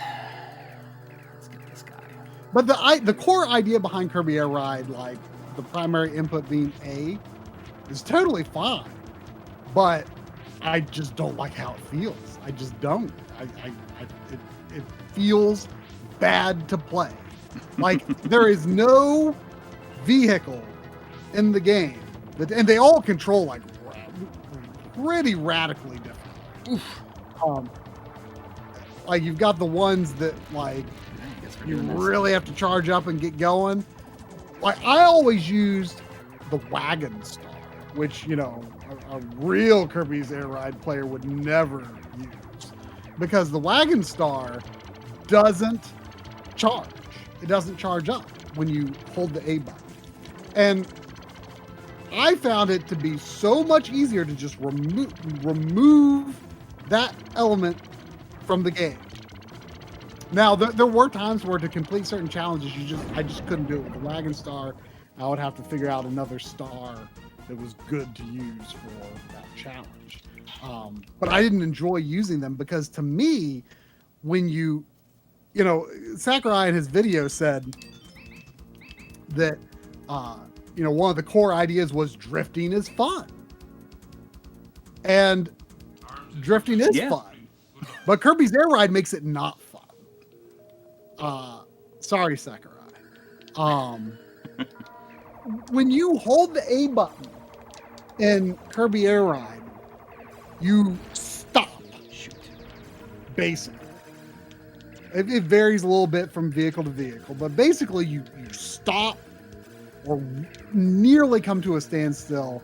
You turn, and the longer you hold the A button while you're stopped before releasing, the more boost you get. But it never feels right. You never get like a satisfying sense of boost like that you do with, say, Mario Kart. You never. And it's garbage. You never feel You're like you actually are getting ahead. Like the amount of time that you are literally stopped never feels while you're charging. Because in Mario Kart, you're moving while you're charging your boost. In Kirby Air Ride, you stop. You stop. You stop and charge. And it never feels like some of the challenges are so hard that I have to believe that there is like a measurable advantage to stopping and charging if you execute it properly and at the right time and on the right corner and for the right amount, but it doesn't feel right. It just doesn't ever feel like you have Never. offset the time that you lost literally standing still charging your boost that you actually get from the boost. It feels so bad. Like the game just feels bad. And I don't like saying that about a Kirby game or a Sakurai game, but it feels bad. It feels bad. It's junk. It's Certified junk. Like you should comment about that, like on all of his all of his like YouTube videos from now on. Be like, I it was should junk. send my Kirby Air Ride to Wada to get it graded as certified junk. I mean, mine has the stupid GameStop sticker. Like, there was a point where, you know, like a lot of times they would take their price sticker, like the yellow pre-owned stickers, and put them on the outside package, so you can peel that off. But there was a point in time where somebody, or they were instructing people to put them like on the actual insert, and it's like on the spine, so it looks like a stupid like player's choice sticker on there. I wonder if that was like something that they were instructed to do, or people just did that. Steffi says, I'm guessing try watch that Sakurai video, hoping Sakurai would apologize directly to him. I mean, you know, I won't lie, I've not watched that many of Sakurai's videos, even though I want to. But you watched that one. I did watch that one. That's like one of like 2 or 3 I've actually watched all the way through. There's just something. I mean, you needed to see what he had to say about it. You know, one of the videos that he released was just like, "Hey, look at my cat. My cat is cute." Pretty much, it was just a video about his cat. Jeez. I did watch that one. I saw another good question. Let me scroll back up. Where was it? Oh yeah, Junko again with another great question. Hey, Try, if Pilot Wing 64 is the most relaxing game ever, what is second place? Ooh, Pilot Wing 64 might be the most relaxing game ever. That's actually a good call. It's a good call. What would be right after? What would be right after the most relaxing game? You want to know something real stupid? Like, I mean, Yeah. it's not stupid, but it's funny. You know, a game that I played probably the most this week? Yeah. Solitaire. On Well, at first I started playing it on the Clubhouse games. Yeah. So I played a bunch of Solitaire on there, and I'm like, you know, screw this. It's like, I'm just gonna download Solitaire on my phone, and I played an enormous amount of Solitaire. Well, was it relaxing? What was it? It was relaxing totally to the relaxing. level of the second most relaxing game ever. I mean, it's up there. I mean, this week it was, at least. I couldn't tell you how long it's been since I played a game of Solitaire. Like it might have not been since Windows XP. Yeah.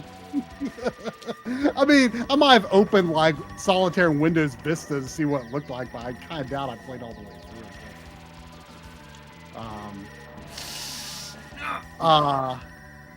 The most relaxing game ever. Or the second most relaxing game. I feel like there's something that I'm clearly this reminds me of. not thinking of here. This reminds me of how you talked about Animal Crossing, how you only played through 3 months, and there was a comment that said, "Dang, you only played for 3 months? You've got like serious addiction resistance." Someone was very impressed you only played 3 months. Oh, I didn't even see that. I did not see that comment. They were impressed. Interesting. Second most relaxing game ever. That's tough. Pilot Wings Resort.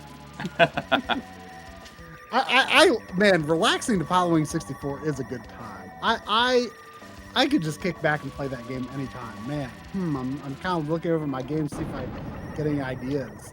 I mean, Animal Crossing is definitely up there. Although, let me tell you though, fishing and bug hunting can be stressful. Like, because I think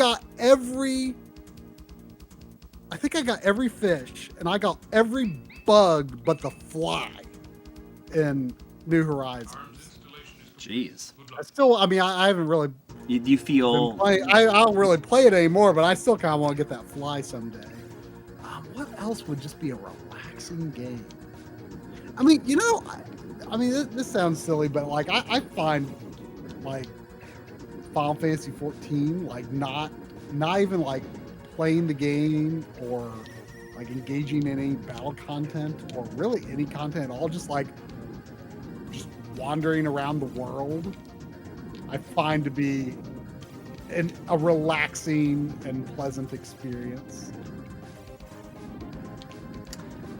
Like there's got to be plenty of stuff that I feel is relaxing. Yeah. I mean, like I haven't played much of it, but like I bet, what's it called? I have one of them. Is it Endless Ocean? Is that what they call? Oh yeah. Yeah, I have the second one on the Wii. I bet that's pretty relaxing. I'm not gonna lie. I played a tiny bit of it.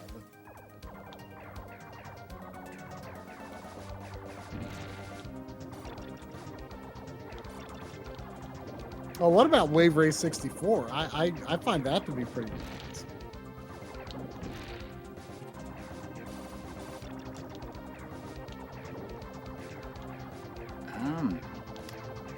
I don't know. Like, I'm sure there's plenty of things that I could think of, but I'm just like, I'm too focused on this right now. I apologize, and that's why you asked the questions directly to try. I'm sure.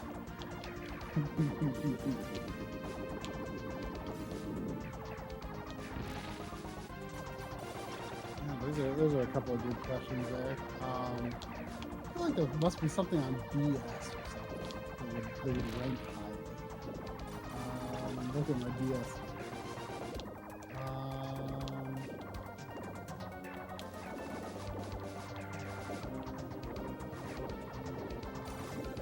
Really jumps out.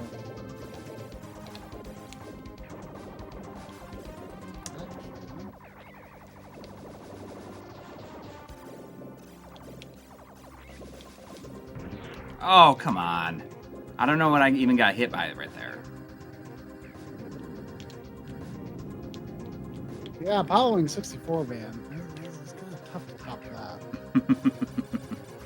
It's good stuff. Well, Pilot Wings Resort, it's just one Yeah, big area. I mentioned it. I mean, it's a very, very good sequel. I mean, there's no little states in it, but I still thought Wahoo Island or whatever it's called. Wahoo is Klonoa. It's not Wahoo, is it? What I is think it called? is. It's not like Or is it Woohoo? like Woohoo or Wahoo, or like one of the two. I think it's Woohoo Island. I enjoyed it. Yeah. Oh! Gosh darn it. Come on. I'm like slacking here. Oh my gosh. Rally Lancer say, I find Hyperlight Drifter very relaxing when not in combat. Which, that's... I've been debating whether that should be like my first game to tackle on my pick 10 for 2023 list. Mm-hmm. Just because I expect that to be one of the relatively shorter ones of the list. You do that before taking on RPG or something. No, I do it. No, I did it. I finally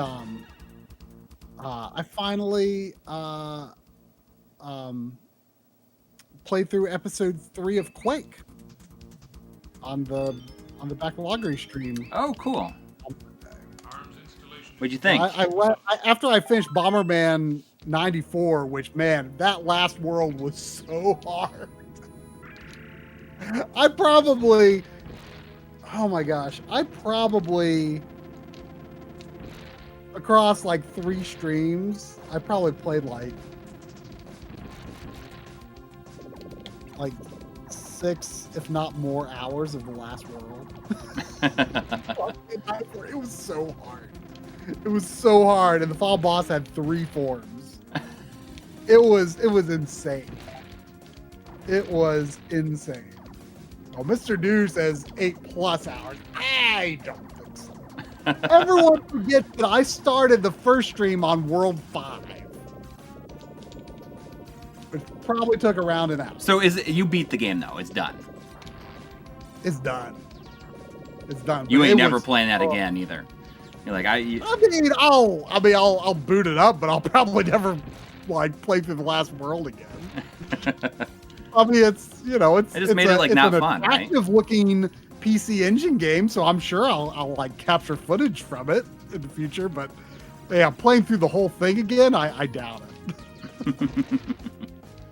But then I let the chat vote on what I would play next, just from games that were already on my now playing list. And I did not expect them to pick Quake, and they did. So did you beat that too? No, there's 4 episodes. Oh, okay. So when I streamed it on this stream, I beat episodes 1 and 2. And so I was able to get back into it pretty easily. I felt like episode 3 may have even been more straightforward than the others in a lot of ways. Although there were a lot of times where my ammo situation was really rough. That was pretty hairy. But yeah, I mean, it was great. It was a great getting back to it. So all I need to do is play episode 4 and it's done. Can I kill this thing, you think? So that's exciting. Can I defeat it? There was also a notification that Mega X6 has been a member for 10 months in a row. Dang. 10 months. Almost a year. Saying, are you all looking forward to Fire Emblem Engage? I watched John Lenneman's preview on it, and it does look really good. Like I still have not played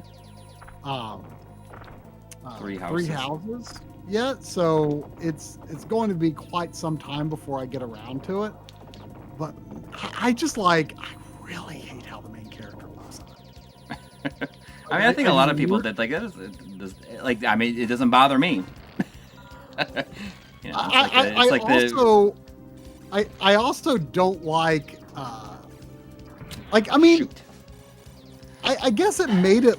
His video did make it look like there's like kind of its own original world and story. I guess. I don't know. I'm kind of unclear, but like it sounded like there's like this whole thing of like summoning characters from other Fire Emblem games, which sounded weird to me. That seems like a recurring thing, right? That they just always got to do that so that everyone can have their fan favorite in every game. I mean, right? obviously it makes sense in like the Muso games, even though the character lineup in Fire Emblem Warriors 1 was terrible because it was just based on the DS and 3DS games. Where's my GBA characters? Come on. And my GameCube characters.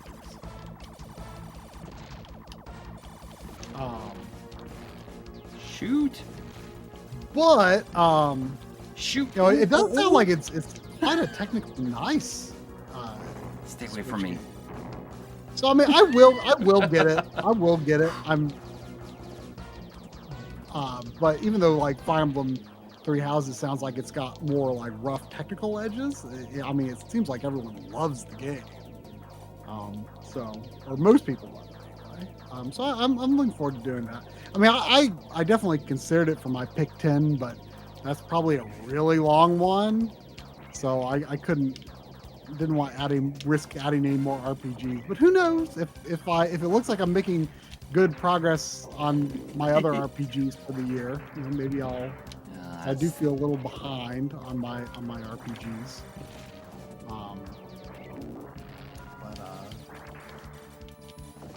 Keep hearing a sound that sounds like the Kirby going through a door sound. from this game. From your game, yeah. Like the I mean, at least it sounds that way over Discord.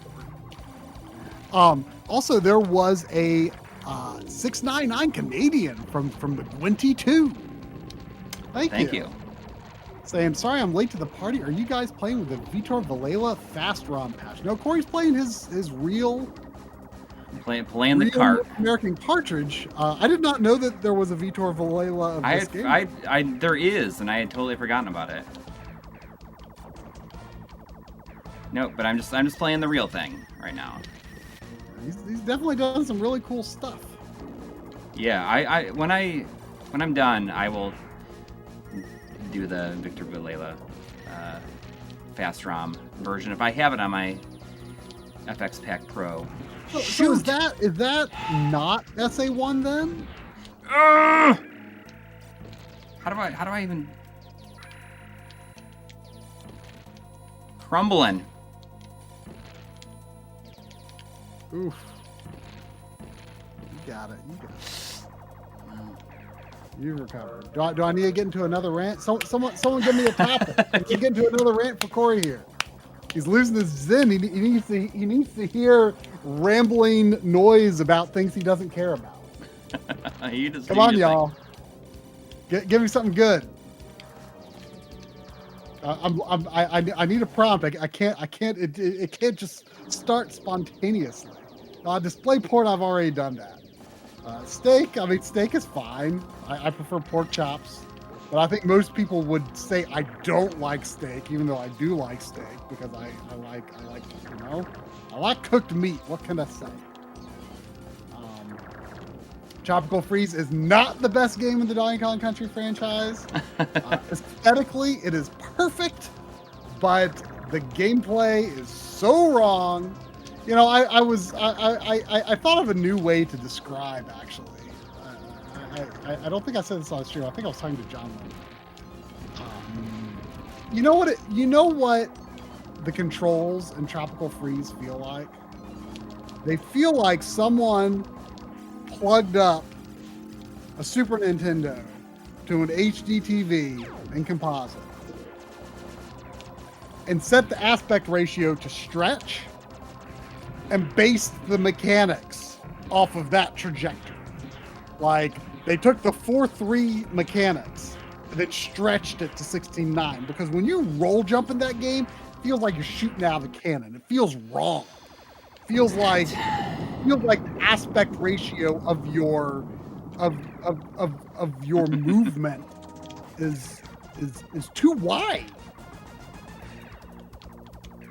And you know, like it is wrong. It is wrong.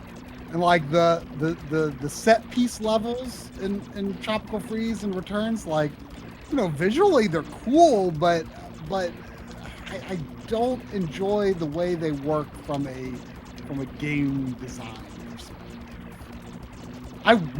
I mean, Tropical Freeze has just, gosh, an amazing soundtrack. It looks so good. It animates so well. It plays so wrong. So wrong.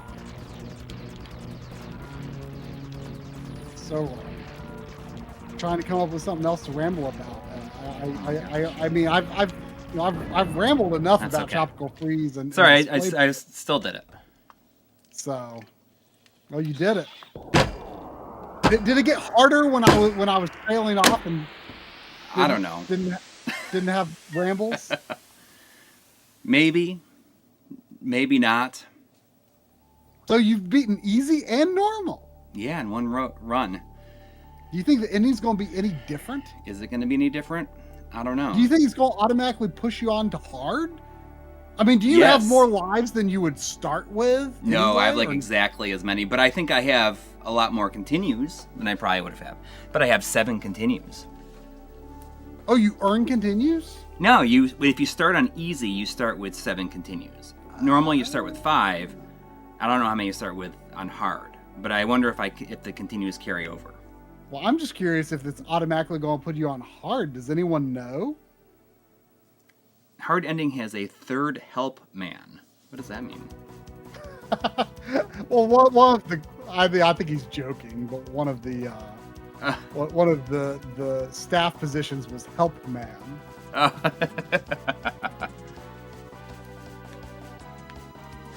That doesn't sound like a bad job, really. Just to be the help man. No. Like No. you have no specific responsibilities except to just do what you need to do to help when it's needed. Yeah. Like that. It kind of sounds like the dream, really. Be the help man.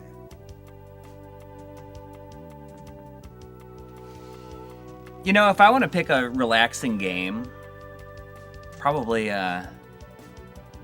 Golf Magazine presents 36 Great Holes with Fred Couples.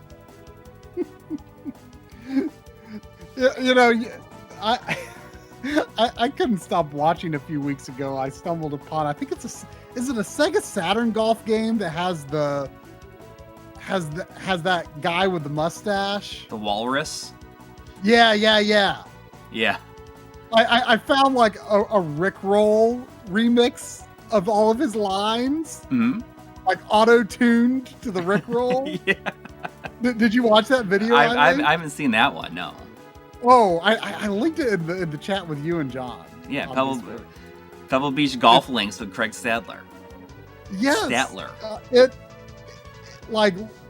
Look it up. I've seen a lot of different things with his, his voice lines like made into a song. Yeah. Okay. So look at that. Now it shows it the flying back to Earth. I don't think it showed this before. Look on Google for never gonna make this challenge putt. hard mode. I watched it like 10 times. I couldn't stop watching it. It was so funny. So how do you get that last weapon, I wonder? I feel like I'm missing a weapon. Arms installation. Maybe you only get it on hard mode.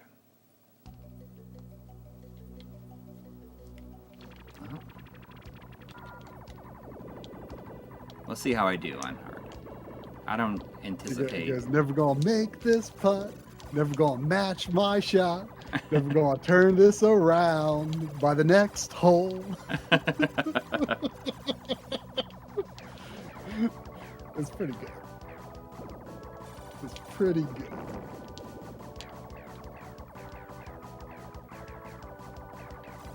Like, I'm not anticipating making it very far in this, but what if you did?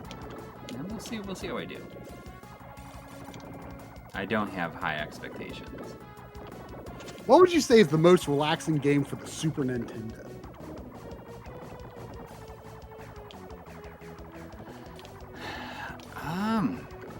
Mario Paint? Mario Paint? Pilot Wings? Pilot Wings is calm. I don't love Pilot Wings Super Nintendo like I love 64. 64. I mean, to be honest, I don't even like it all that much. It's okay. I respect where it came from. It's got good music. Most relaxing game on the Super Nintendo. I mean, what about Chrono Trigger? Chrono Trigger's pretty relaxing. It's pretty relaxing. I mean, that's what I like, that it's not particularly difficult. Yeah. It's never frustrating. Kirby, kick back with it. Kirby Superstar, yeah. I could kick back and play that anytime.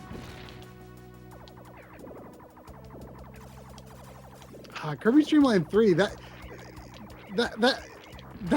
game actually makes me feel like visually, and with the music is very relaxing, but because Kirby is slower in that game than he is in Superstar, I feel like I'm pushing harder on the D-pad. I mean, you do that in games where your character moves kind of slowly. I saw you talking about this recently, and maybe I do, but it's never really registered that I do it. Like Castlevania, it's a hard game where your character moves slowly. and I feel like that makes me push the D-pad harder. Interesting. I mean, And I feel I like, get it. I understand where you're coming Kirby from. Dream Land 3 Yeah, in that doing same that. way. In that same way, like I feel like I'm pushing harder on the D-pad because he moves kind of slow. I do the same thing with 64. This is definitely a lot harder. It's just like it feels like when any enemy dies, it feels a lot more bullet helly. Like even though like there was no such thing at this time. Yeah, Yoshi's Like, Island can be relaxing. Yeah, not Super Ghouls and Ghosts. Definitely not Super Ghouls and Ghosts. Donkey Kong Country 2, that'd be a good pick. I could relax. For something relaxing. Sure. You know, I haven't played that much of it, but depending on the difficulty level, I bet Mario and Wario could be pretty relaxing. That's a game I've almost played on this stream multiple times. Really? Yeah. I haven't done it. I feel that could be a possibly fun stream. Oh, Spanky's Quest. You know, that's a game that I've been thinking more and more lately. Like, you know, I kind of want to get Spanky's Quest? Yeah. Spanky's Quest. That's like Spanky's the monkey, right? Yeah. You know, a game I always forget what the U.S. version's called. I'm pretty sure the Japanese version's cheaper. I always forget to look for it though. Is the game that they call Camel Tree in Japan? Yeah, I yeah. forget You rotate. Yeah. I want to get that. I think I could definitely chill out to that. I mean, it might be a little challenging and possibly stressful. But... My thumb's definitely hurting here. I gotta say, even though I'm not like jamming on it, I'm just like I feel like I'm holding the button down like really hard and gripping the controller. And I need to realize I don't need to do that. I can actually just use a different finger if I needed to. Spanky 2, Satan's counterattack. It's Spanky. Spanky 2. I love Spanky's this. one of those names it wouldn't be Spanky's Quest 2, it'd just be Spanky 2. Satan's counterattack.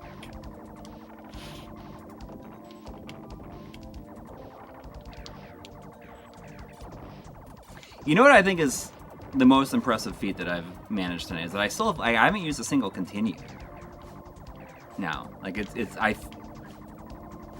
But you did on your first run.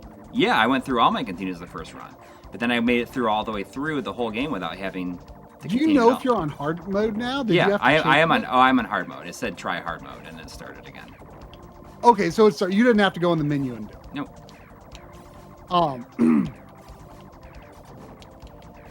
There was a $5 super chat from Mega X6 Oh, thank you. saying up, down, left, right, B, A, start, since you're playing. Oh, does it?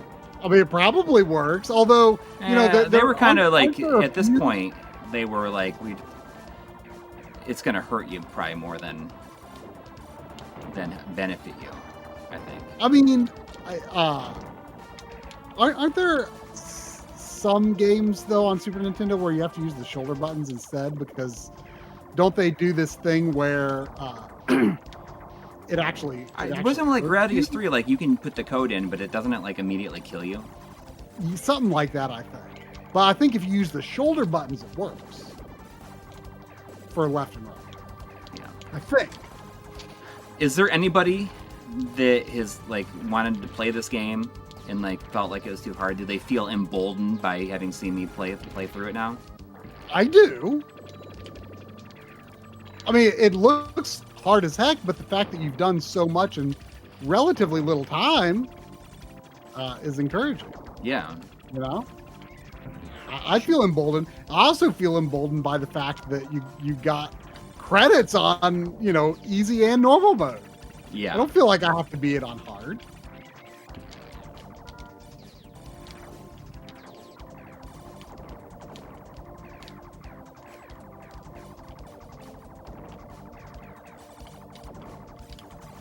This does make me want to play it.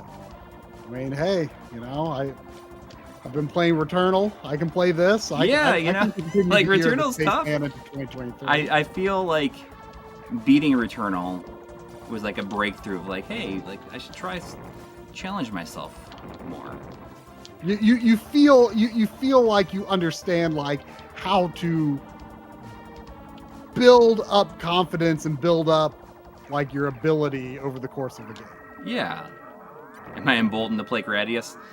You know, Gradius is it's tough, man. Like those games, like basically if you like play through a portion of the game and then you die, it's like you may as well just start It's over. Have you ever played through Life Force? Not without using a cheat. I mean, that's one of the few that I've done. I mean, I did it legit.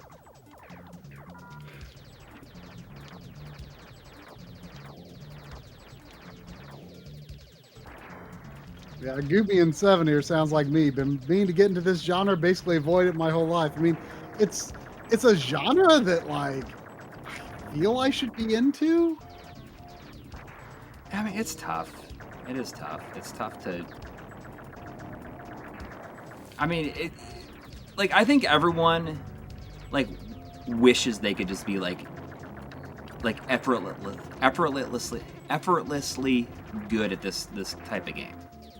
Yeah, because people who, you know what people do say is the most relaxing thing? People who are good at these games say that like cave shooters are the most relaxing thing.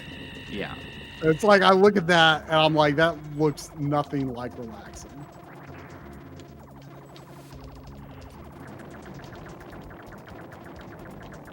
And like cave shooters don't appeal to me, really. Like this, like the more, you know, Super Nintendo and Genesis levels of and NES levels of processing power, those kinds of shmups appeal to me. I haven't played a lot of them. I don't consider it one of my main genres, but they do call to me to some degree. Sasquatch in Time says Coury made Axelay look like Relaxlay. I like it. Arms installation is I like it.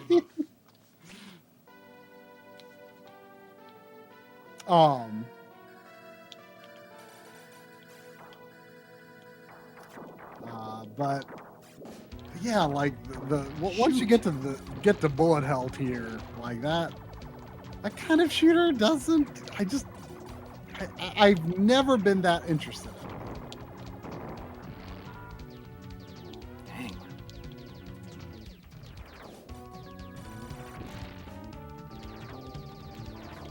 What the?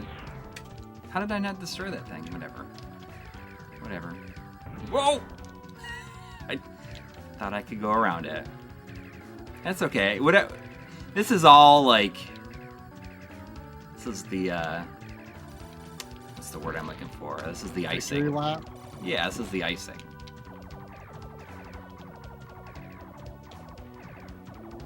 I mean, I'm not gonna. I guess I do have the Switch version of Ikaruga, you know, which I guess falls into that category, I think. Yeah. But, you know, I've always wanted to give that a try. But you know, especially because it's a treasure game. Well, the thing is that I love the way that the credit system. I talk about that all the time. I know. Oh yeah. Like I love how that works, and the chances are you're gonna beat it before you unlock the unlimited credits or the free play or whatever. Yeah. Like chances are you're going to. You know, that's good. Maybe I should have been one of my pick 10. I should have picked more than 10 pick 10. Yeah. Is that gonna do it? Maybe Ikaruga can be on my 2024 pick 10. Look at that high score though. I'm gonna let my counter run all the way down.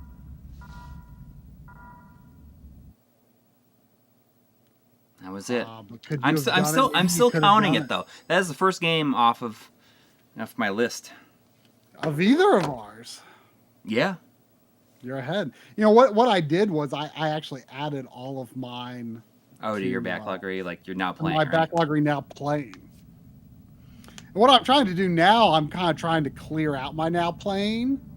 Like I'm trying to. I thought you were gonna go. I thought you were gonna remove a bunch of stuff that was just there. I did. Well, I did. I did remove a bunch of stuff, but things that I felt like I could easily return to pretty quickly, I left on there. Mm-hmm. So, let me bring it up. So I've still got, other than the pick 10, I've still got Quake, Returnal, Splatoon 3, The Tourist, Space Station Silicon Valley, and Baba Is You. And I feel like I could do all of those like within the next 3 weeks, other than Baba Is You. Okay, Baba Is You, like, it seems like it's really cool. And I mean, I have it, but it seems like the kind of game that probably has 1 million levels. I mean, I don't know how long it would take to beat it, but Yeah. you know, I did stream it for like half a stream on Backloggery once, and I mean, it's cool, but it's like It's so loud. it's definitely a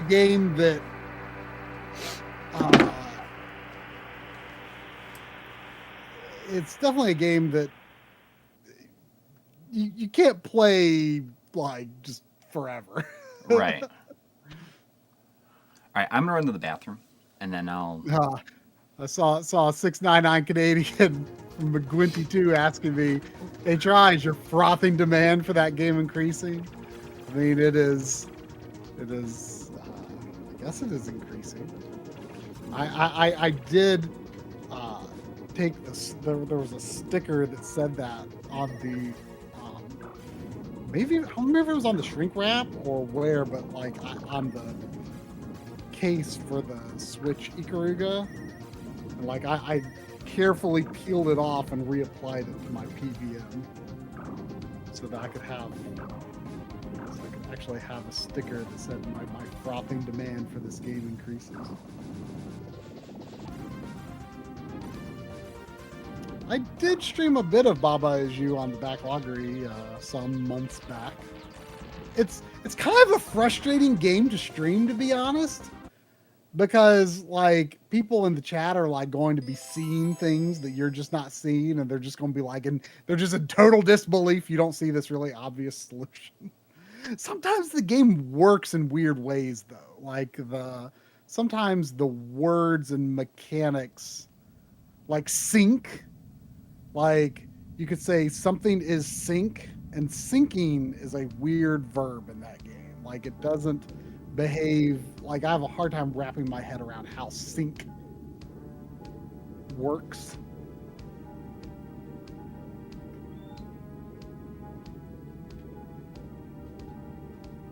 Oh, $2 super chat from Ethereal Warrior saying, "Thank you, MLiG, for helping me with house chores." I mean, I feel that there's really so little that we could do to increase the capabilities of an ethereal warrior. I mean, thank you if really we are of that much help. and also a $5 super chat from Little Whittle Kitten. Oh, thank you for the $5, Little Whittle Kitten. That's good. I would pet you, Little Whittle Kitten, but it would probably make my eyes itch. All right, let's see what I got here. If I have Axelay Fast ROM 1.0. Let's try it. Let's try it.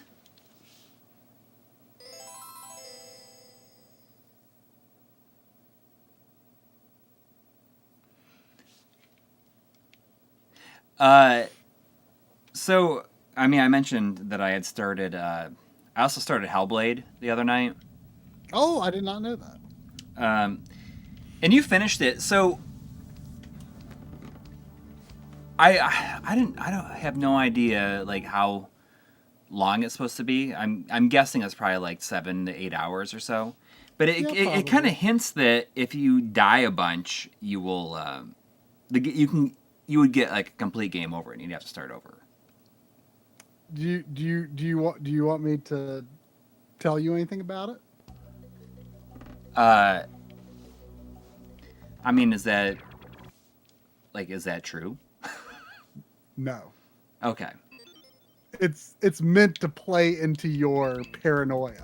Got it. Okay. Interesting. Cool. Good luck. All right. So the fast RAM, I assume it's just like. Oh, I didn't change my buttons. Whatever. It's fine.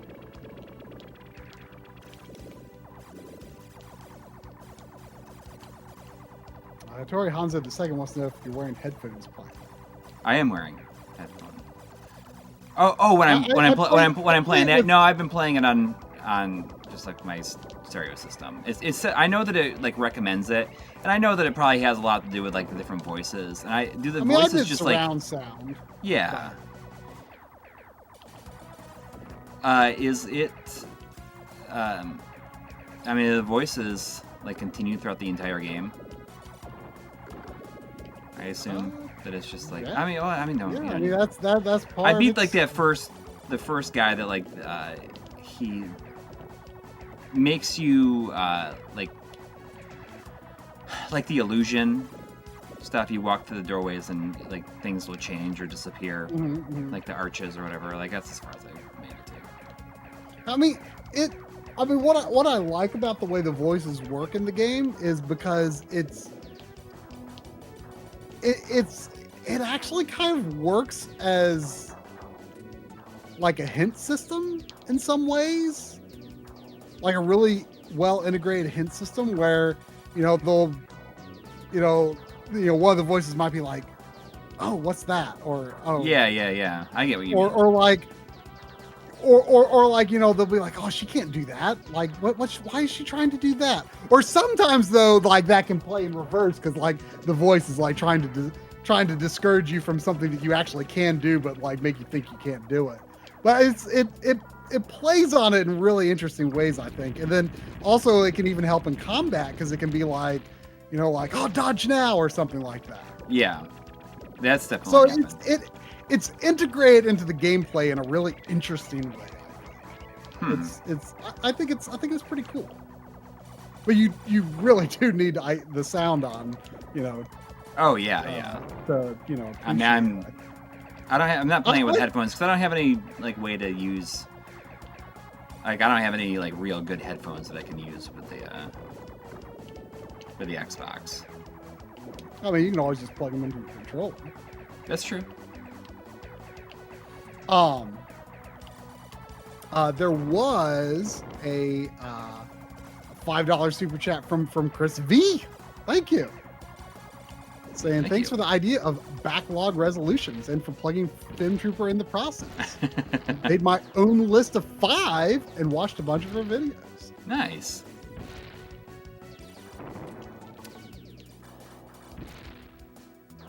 Yeah, I've tried making various kinds of gaming resolutions over the years, and I never really like. I had the idea of picking one game that I would replay once a month. Right. That never panned out. Although you did pretty good with it at first. I mean, you I really played learned how to play maybe Castlevania. half a month. Yeah, but you And got even really then, good at it. Even 3 did work out well, though. Even though I didn't play it 12 times, I did still manage to beat the NES version, which was kind of meant to be the ultimate, trial of that challenge. So even though I didn't play it the full 12 times, I still felt proud of that.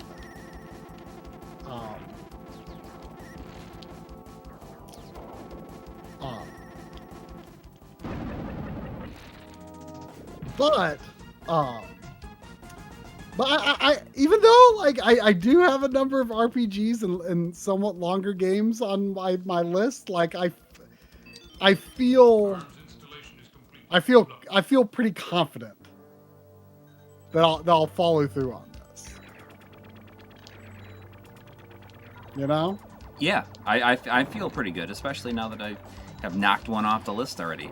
And I mean, I look at it as 10 games, 12 months.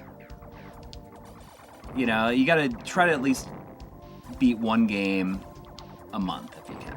Mm-hmm. You know, but some of those long ones, like I'm worried about, like I have no idea like how long The Witcher is going to be.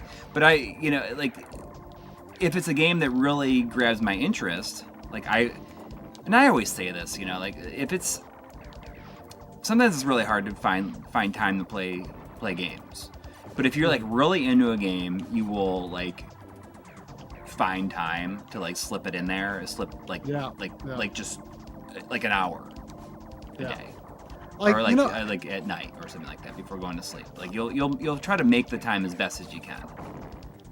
I mean, you know, it's felt really good to be like really hooked by Returnal, because I feel like it'd been a really long time since I had felt super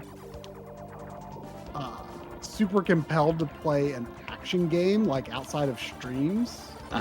In recent months, like mostly like the kinds of things I've been feeling like playing off stream were like RPG type stuff. Right. And like action games, I felt like playing them on streams, but I didn't really feel like playing them outside of streams that much. And it's been good to have something like Returnal really grab me. I'm so happy that you basically like it as much as I liked it. Yeah, I mean, I don't know if quite as much as you, because you're already saying you're having a hard time imagining anything topping it for your game of the year. But I mean, we'll see. Yeah, I mean, just the sheer entertainment that I got out of it, and amount of just how into it I was, I guess. Like that doesn't happen super often. I mean, it does happen, but it's like usually it's with different kinds of games than that, I think. Mm-hmm.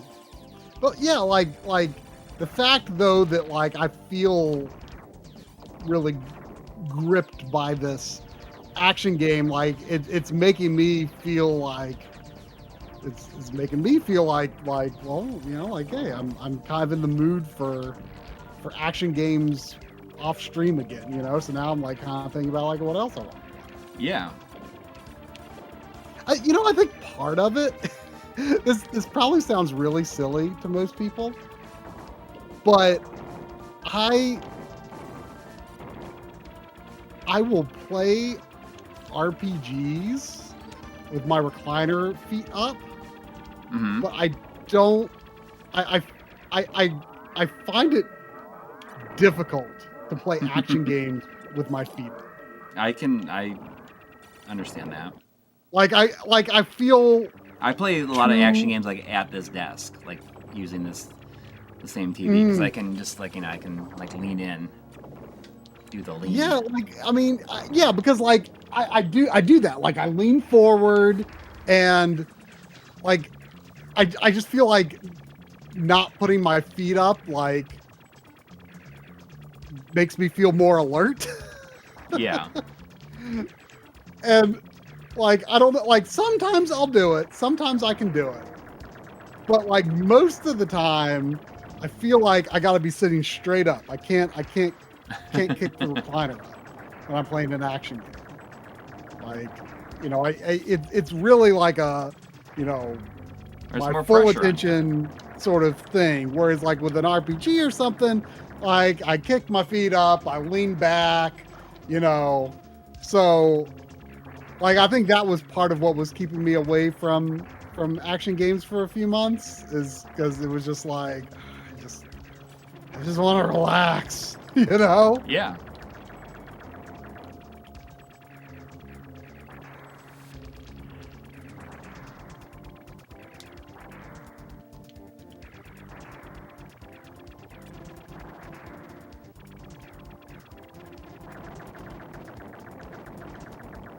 Yeah, so I know that Sakurai's video was not apologizing to me about Kirby Air Ride. Oh, I was like, just like ran into the ceiling. But you know what? He whether it's good or not, the man takes ownership of it. You know? Yeah. Well, He has taken ownership of the game. You know, faults and all. Even though he didn't really talk about faults, other than troubled development.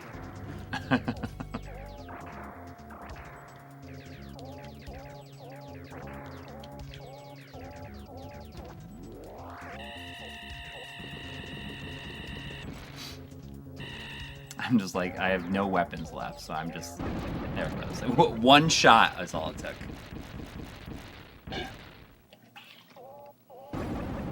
Oh yeah, I mean, when I was playing Like a Dragon, you know, like, that's different, because I can just, like, I'm like basically laying down.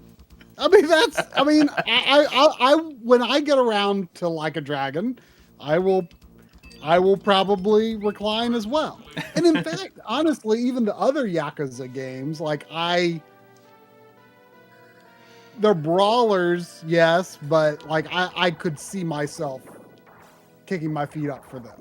Like something like Returnal, like I feel like you got to be up and alert, right? Yeah, and you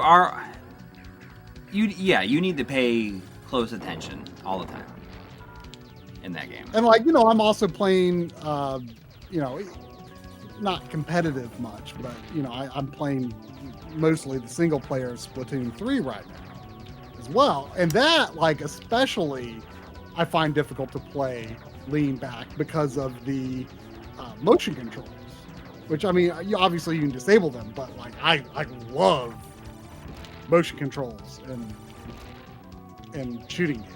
Mm-hmm. You know, I turned them on and tweaked them to my liking in Quake. So in Returnal, did you ever end up turning on the always run? No, I still haven't done that. And I don't think I will.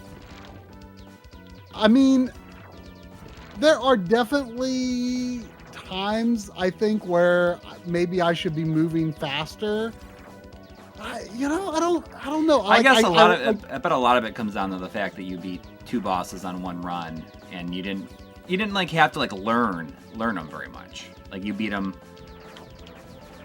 on your first time fighting them.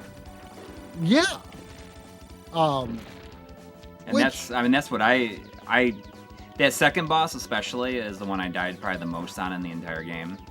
Really? Okay. And there's a lot of like moves that he does that you need to be able to like run at full speed. So I just that's when I decided to be able to.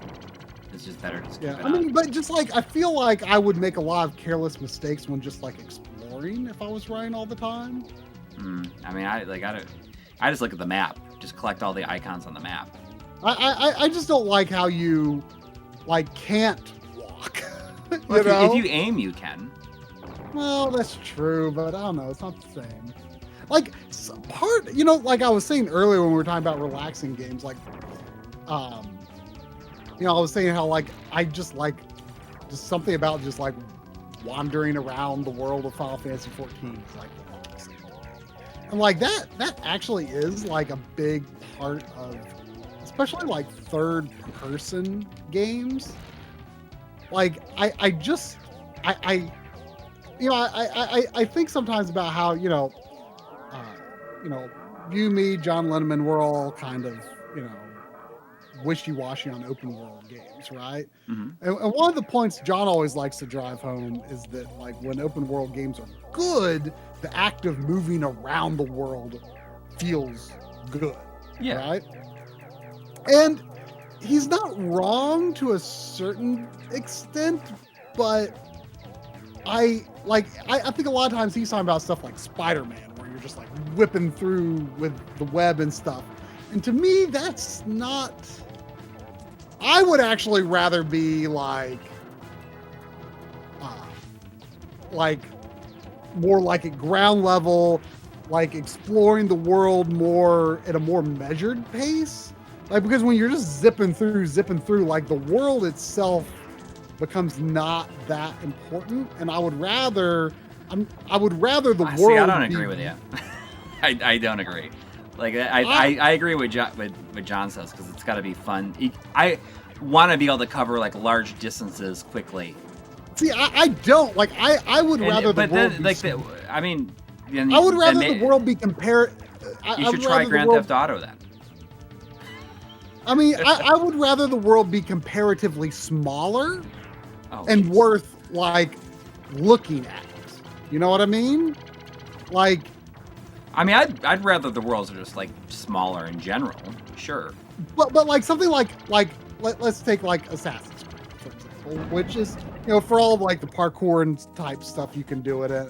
You know, and by the way, when I say Assassin's Creed, I haven't played any Beyond 4, so that's my frame of reference.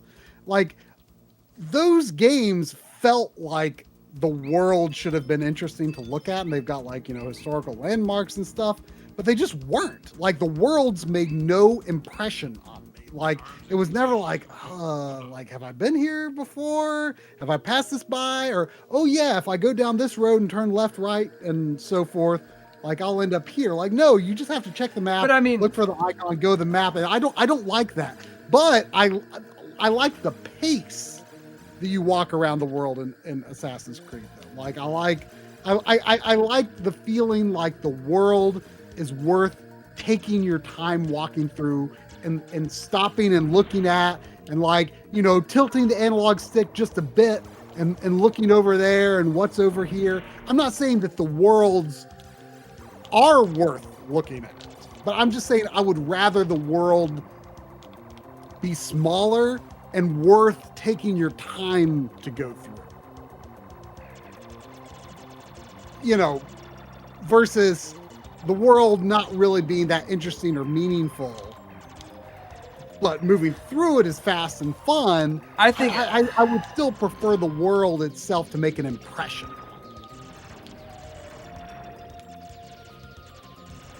I mean, then it sounds like you'll probably really like Red Dead Redemption then, because that's like, it's all about that. Like, just isn't Red Dead like, Redemption? Yeah, that's like all about. I mean, that's one of the open world games I've really liked.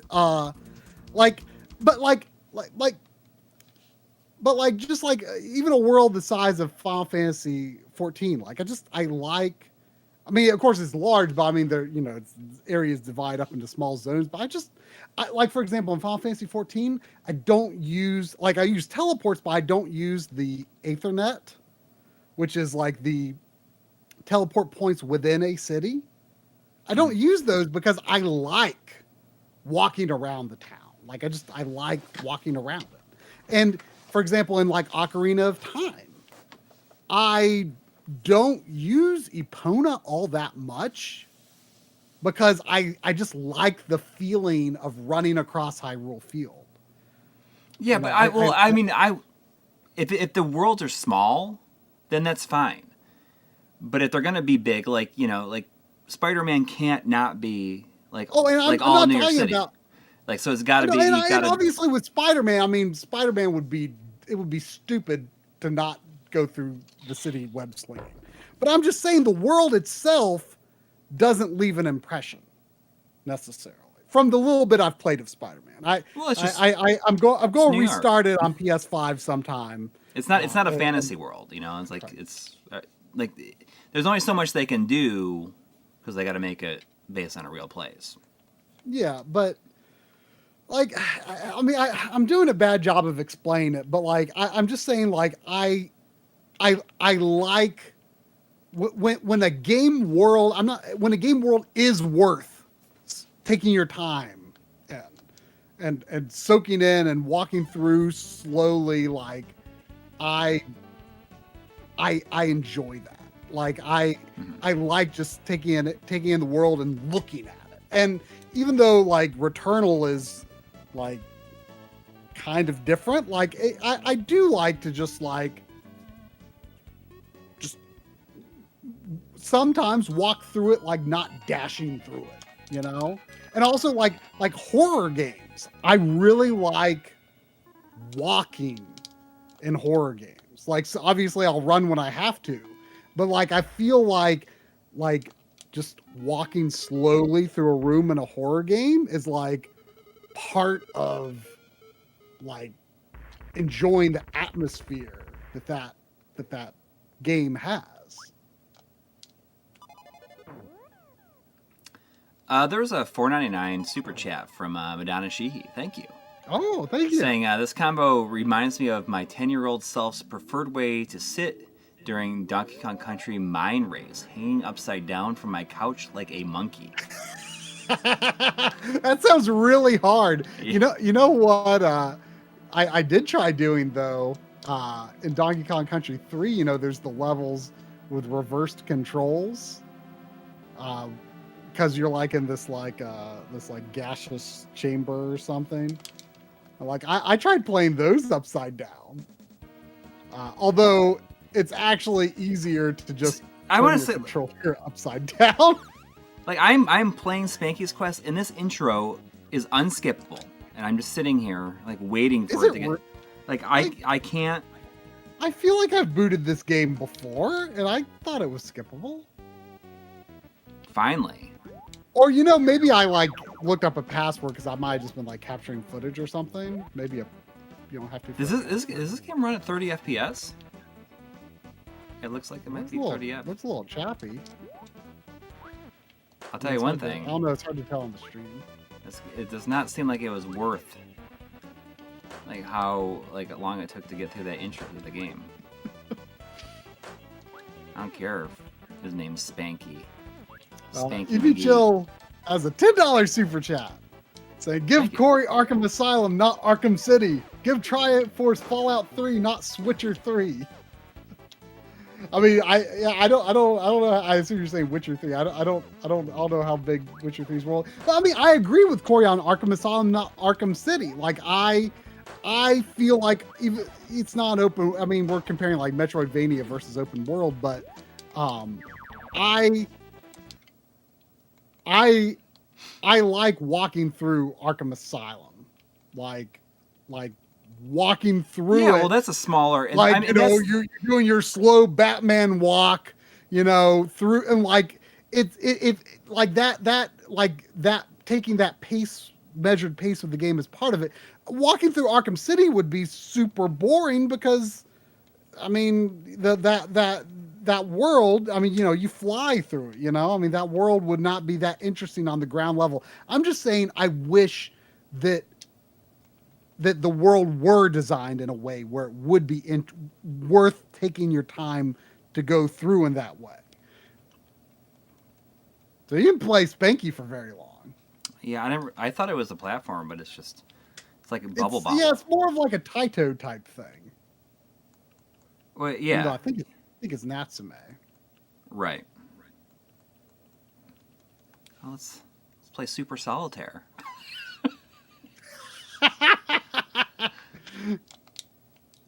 Let's do it. You know, I'm going to look up on eBay right now to see how much Super Solitaire is for you.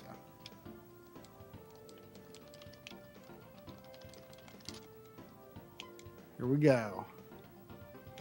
You can get Super Solitaire. You want to take a guess on $8.99. Huh? $8.99. There is an $8.99. Buy it now, free shipping. Here's apparently a WADA. It doesn't look WADA rated. It has WADA in the title, but it's just a sealed Super Solitaire. It says $4.50. $4.50. $400.50. Oh. $450. It says WADA in the title. Oh, but it's like just a sealed copy. I mean, not that I want WADA to be rating these things, but I'm just saying that listing is misleading. Most are more than $8.99 though. I mean, but like, you know, it looks like it averages maybe $11, $12. Ooh, can you use the mouse in this game? I bet you could. I mean, I don't have one to try, but maybe. You know, I gotta say I'm not used to like it pulling through like that. It's That background is not. not very impressive. No. I wonder what year this game is. I don't know. Do you think Super Solitaire has its own Wikipedia article? Maybe. Yeah, it does. What year do you think this came out?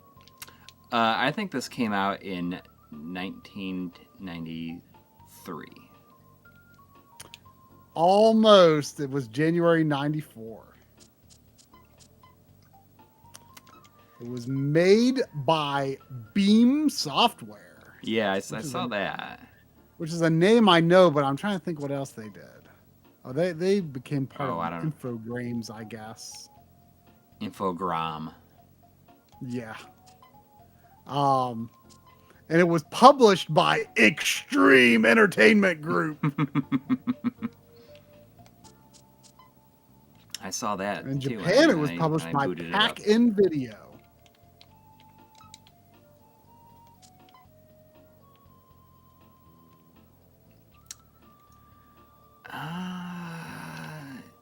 This is like the most boring stream possible, right here. What is the most boring thing we could do? We could play Solitaire on stream. People would be so into that. Wicked Ribbon is wondering if Solitaire is the most dad game ever. I don't know. I Probably. feel like no, I don't think so. I feel like I mean, it's my dad's game. yeah. My mom always My played dad it. is pretty into Solitaire. I mean, there's something about it, right? It's like it's kind of fun. I like that it automatically puts the stuff up there. I'm missing something here. Oh, right there the whole time. Okay, see, Lina in the chat here gets me, says, try, I totally get how you feel. Skyrim and Final Fantasy 12 are two of my favorite games of all time because I love feeling like I'm exploring or inhabiting a living world. Skyrim is like home for me. Yeah, like like obviously that kind of feeling doesn't always work out, and sometimes like the game world just doesn't feel worth inhabiting. So then it feels like a chore. To have to trod through it. But when it works and it feels like just being and just existing in that world sometimes feels satisfying. And that's why I like to run across Hyrule Field on foot and not use Epona, because I enjoy being in Hyrule Field. Just being there, being part of it. I like being there. I like running across the field, imagining the breeze going across the grass and through my hair. I guess. You just want to move through it so you don't have to think about the fact that it's not the Zelda 1 theme. Yeah. But see, I learned to like the version of the overworld music they have in it, I mean, I think it's better than the remix of the Zelda 1 theme that they have in Majora's Mask, which is kind of goofy and quirky. I mean, it's I think kind of meant to go with the quirky tone of the game, but that's not really a particularly good version of the Zelda 1 theme, much as I love Majora's Mask. Interesting, you can undo. Not that it helps at all. Oh, I thought it did it automatically. I just thought I'd put it, whatever. I feel silly for... Uramashi says Yakuza is a living world. See how yes, the town evolves between games. It is, and it's not big. It's not that big, yeah. And you know where everything is all the time. You don't need to... I will say that I never, Zero is the only one I've played. I never really learned my way around without referencing the map or anything, but that might have partially just been because Zero takes place between Kamurocho and Osaka. So right. You're kind of jumping back and forth between the two. So maybe if it was just exploring Kamurocho, as I believe it is in most of the other games. Well, they add another city in each one, it seems like. But Camarocho's in like all of them, right? Yes. You know, but it's in Like a Dragon. It's not. It's in the beginning and then at the end. Mm. I like the music. There was another 699 Canadian from McGuinty 2.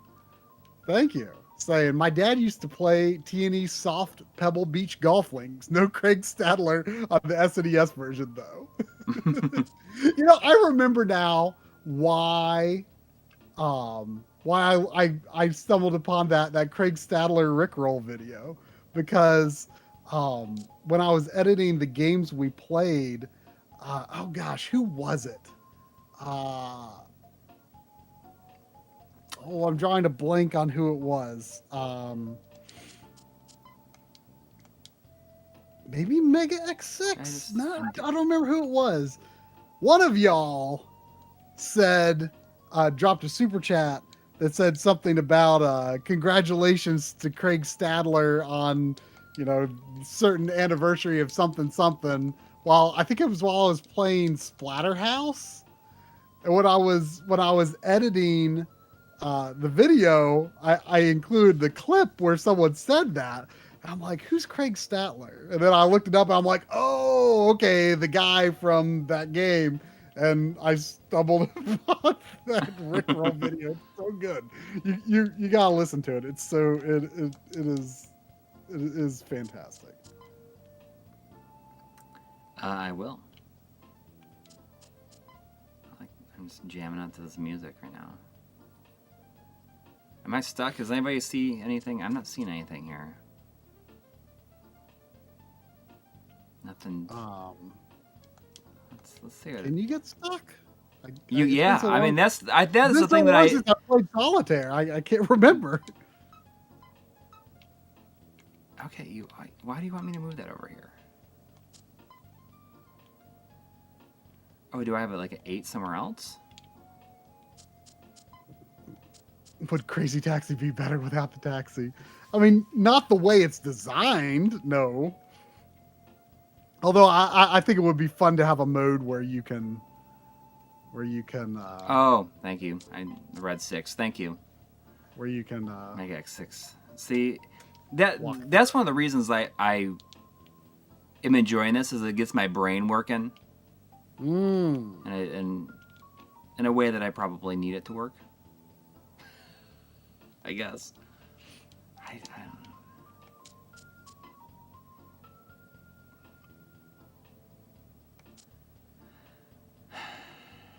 I'm missing something else now. You know, I'm going to go YouTube right now, and I'm going to search top 10 Solitaire games, and we're going to see how many views. Like, what is the best? The biggest video on about Solitaire? Like, what is it?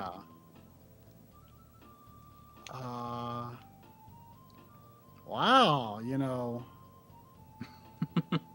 Solitaire videos don't get a lot of. Really? Don't get a lot of views. That's surprising to me. But you know what? When I search top 10 Solitaire games, you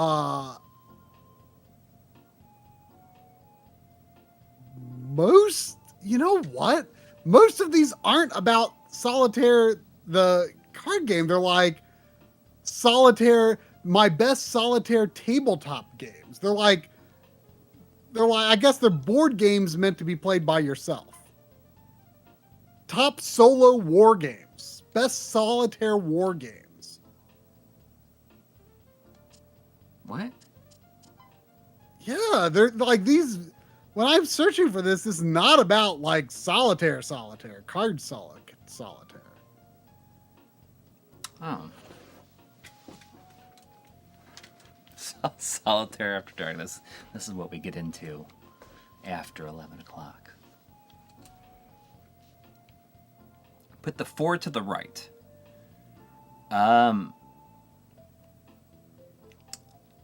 need a 5 though. I don't have a 5 anywhere. I'm going to search on YouTube.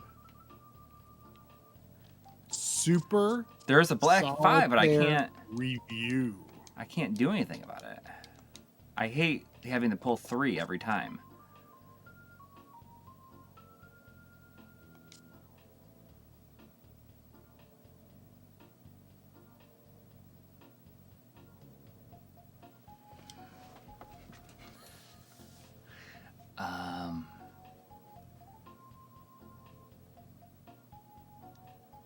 There are not a lot of videos on YouTube About Solitaire? about Super Solitaire. Maybe not that many in general.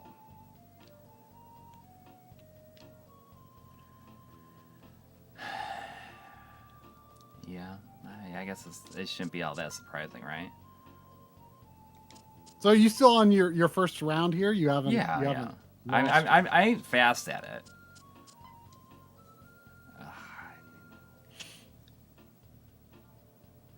I ain't all that fast at it. You know what? Like we should team up with some sort of like card game company and make Solitaire 2 Satan's Counterattack. I bet it'd be a big hit.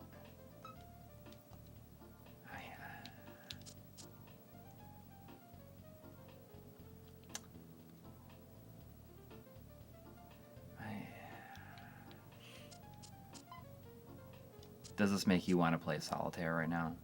No.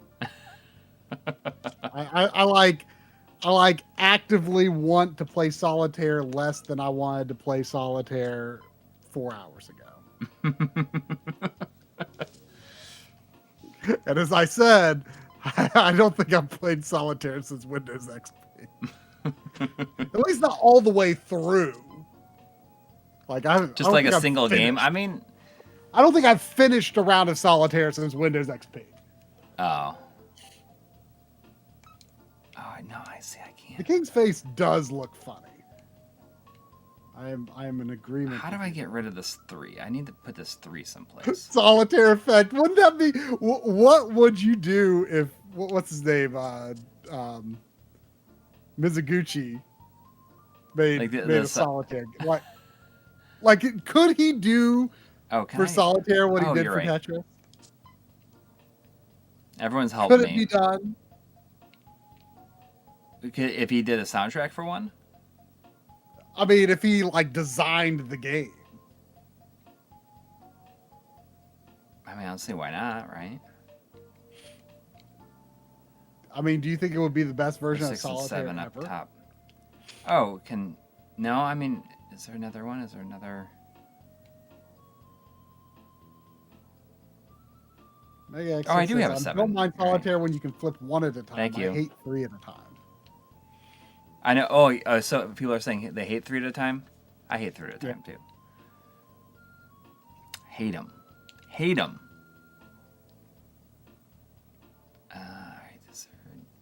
Oh, can I put that someplace?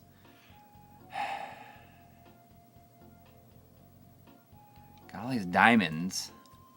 I can get rid of that clubs. The club. You think this is going to make it into the games we played in 2023? Solitaire in general might. I mean, I don't see why not, right? Yeah.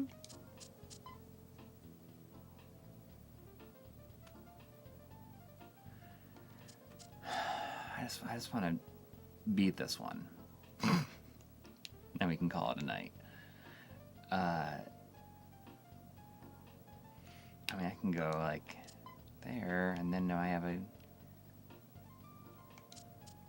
See, there's the Black Queen is right there. Ugh. I hate pulling 3 like that. I've never played like this, and it's really annoying.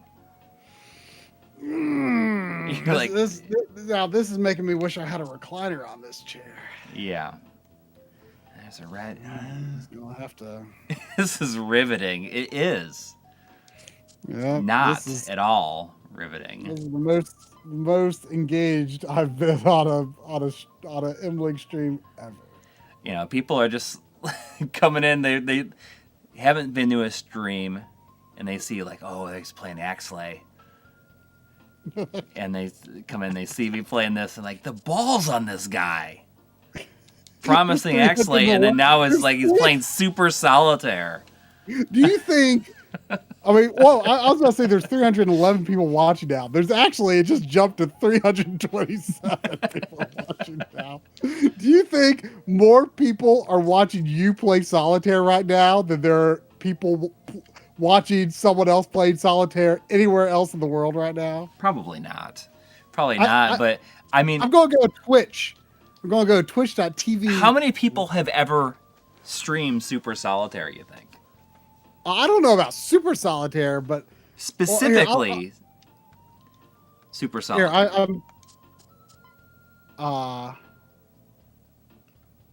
But the 7 of clubs back on the 8 of hearts. The 7... Oh, you want me... like, okay. I'm going to be looking for someone playing Solitaire. But then I still have the 8 here. It's like, it's not... I don't have a 10, right? If I had a... I can't do that, see? I don't think there's a lot of people streaming any kind of Solitaire right now. 7 of clubs, not spades. I don't think there's anyone on Twitch. Oh, you want me to pull it back down?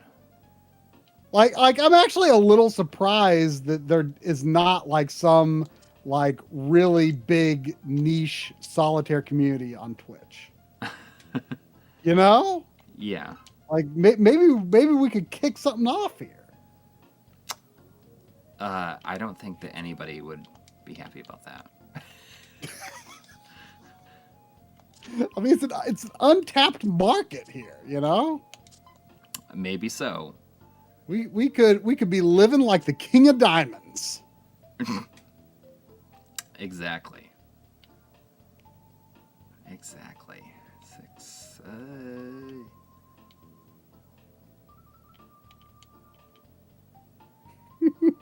What? This dude says Coury kills it at Axelay, but Solitaire takes him down a peg or two. Yeah, I'm not afraid to admit that I'm not very good. I'm still learning. I mean, when was the last time you had played Solitaire before recently? When was the I literally just learned how to play Solitaire. I never knew how to... Oh, you never played it like back in the day on your computer? No, never. Oh, okay. So all this stuff, this is all like completely new to me. It's new. Oh, okay.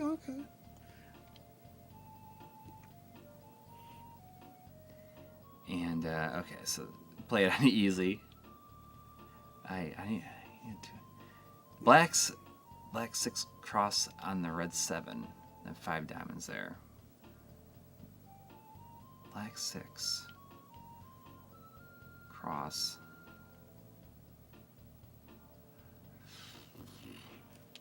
But what if I did this? Like, that's not gonna matter, I guess, does it?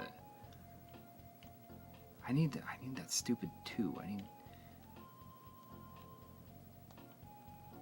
Look at this, y'all. I'm going to grab some random games that I haven't cleaned yet off this table back here. This is where we're at.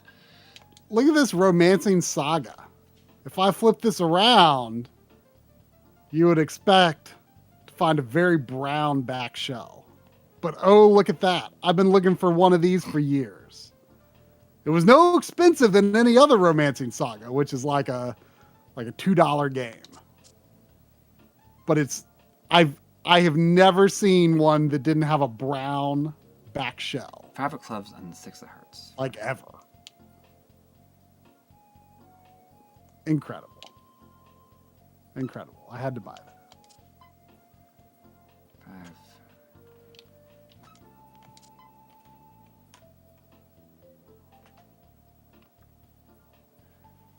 As the hell?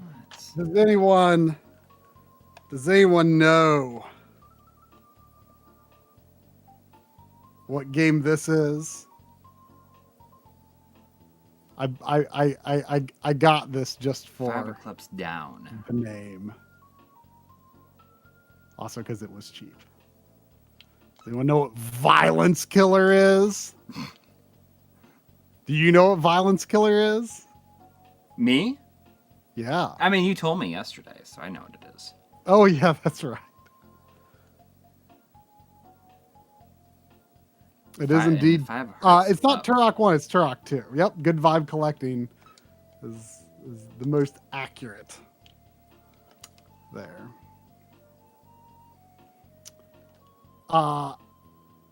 Violence Killer. I've sometimes said that to Sandy when she was getting really rowdy with one of her toys. Going, "Rrr, rrr, rrr, rrr, rrr, rrr." I said, are you Violence Killer? Are you a little Violence Killer? I'm trying to remember what I want to think Turok. I feel like Turok 1 has a different name in Japan too. Maybe.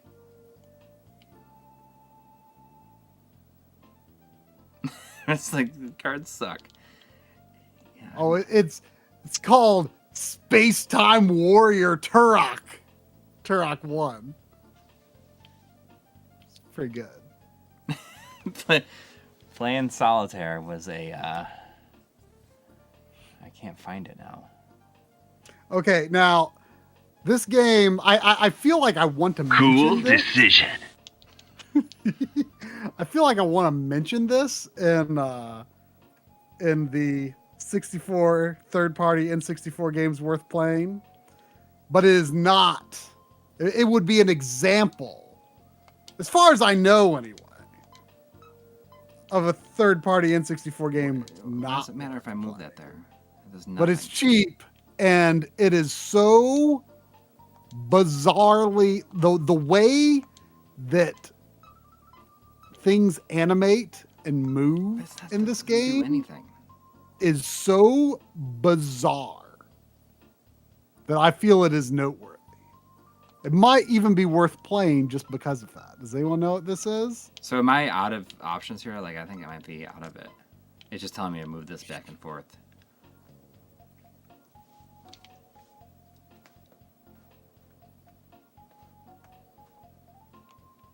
What is that? Yeah, Mr. D, if you tuned in several years ago when Drummond Lynn and I played some random N64 flashcard stuff, you would know that this is Onagai Monster. Also, my focus is not refocusing correctly. 3 this is diamonds. Onagai Monster, 2 7. which is 1. a bizarre and, as far as I can tell, not good N64 game. But it was cheap. Oh, there the focus goes. It was cheap, and it is so weird. I feel is noteworthy. Maybe there's a good. I don't think underneath. I can go to. I can't. Only kings can go to empty spaces. Oh my gosh! I didn't realize we've been doing this for 24 minutes. It feels like a lifetime, doesn't it?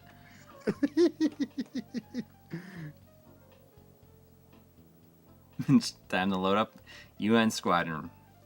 I mean, that is a game that would take. It's so loud though. What?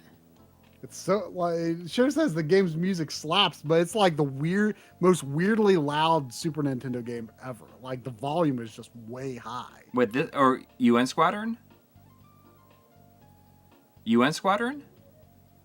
Or what? Yeah, like the audio volume was just like bizarrely high in that game.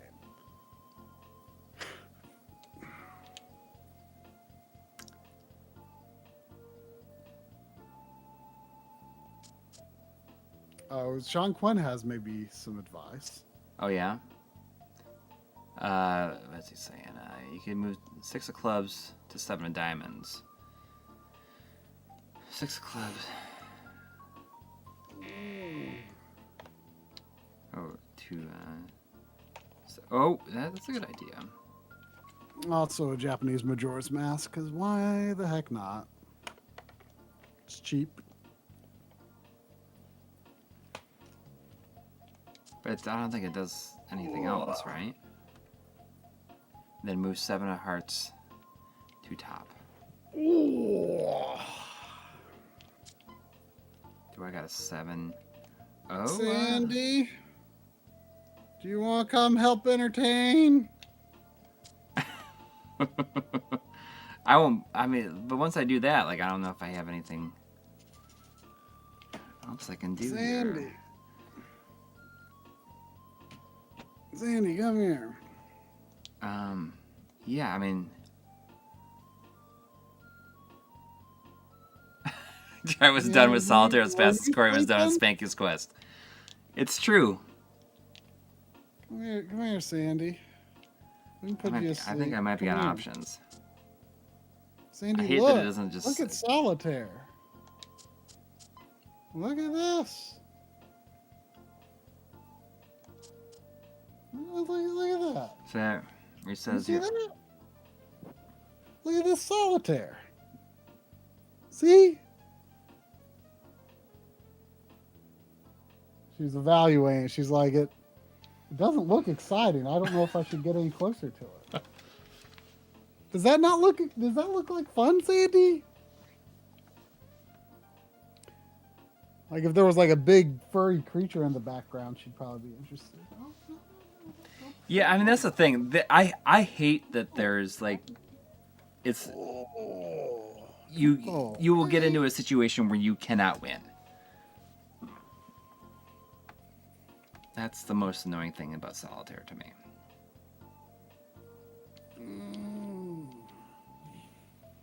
Oh.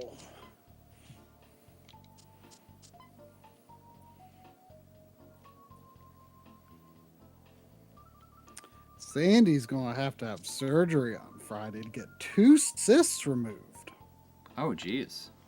I bet you're not excited about that. Well, she had one about 2 years ago that I pretty much ended up taking completely care of by myself. I mean, the vet gave me an antibiotic because it was open, but like I got all squeezed out. It healed up. Now she got 2 more. We don't want a big mess, do we? We're gonna get it taken care of properly. If it's just gonna, let's see what's gonna just tell me if I need to. Yeah. Oh. Mm-hmm. Yeah. I know, Sandy. It's not too exciting. It's not too exciting. Mm-hmm. All right. Mm-hmm. 28 minutes. Okay, I think that's enough. The hints are useless. Oh, I mean, that's what happens on, like the version, like the iOS version I've been playing. It's just like, all right, you're going to move this back and forth. And then eventually you'll go through everything. It's like, there's no more moves left. You want to start over.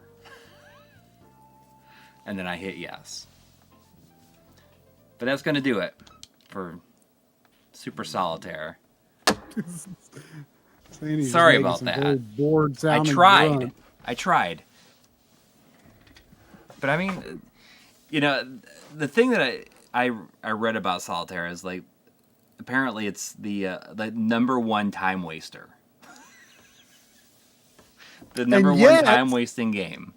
And yet, I can't find anyone playing it on Twitch. I'm shocked that there's not like some massive community around Solitaire. You Like, know? I wonder if that would be just really relaxing for people, just to sit there and play I Solitaire. feel Like I could play it with real cards, just like put my overhead camera and just sit there and do it. I feel like within the next 2 years, there's going to be an article like on gaming sites being like, oh, like Solitaire, Twitch plays Solitaire is taking the internet by storm, and it's like, man, we were there. We missed out. We could have sparked this and made money. Until I start playing Solitaire in a hot tub. Imagine that. I will not. All right, I think that's gonna do it. Although the last we got a lot of Axelay action in. I think You did great. I mean, I'm feeling confident too. my hand kind of feels hurt. Well, it's because you're moving that slow cursor across the screen. You kind of Yeah. you kind of worked it too hard. I hope everybody has a great week. Thank you to everybody who donated tonight. And have a great week. And we will see you next week. Take care, everybody. Good night. Bye.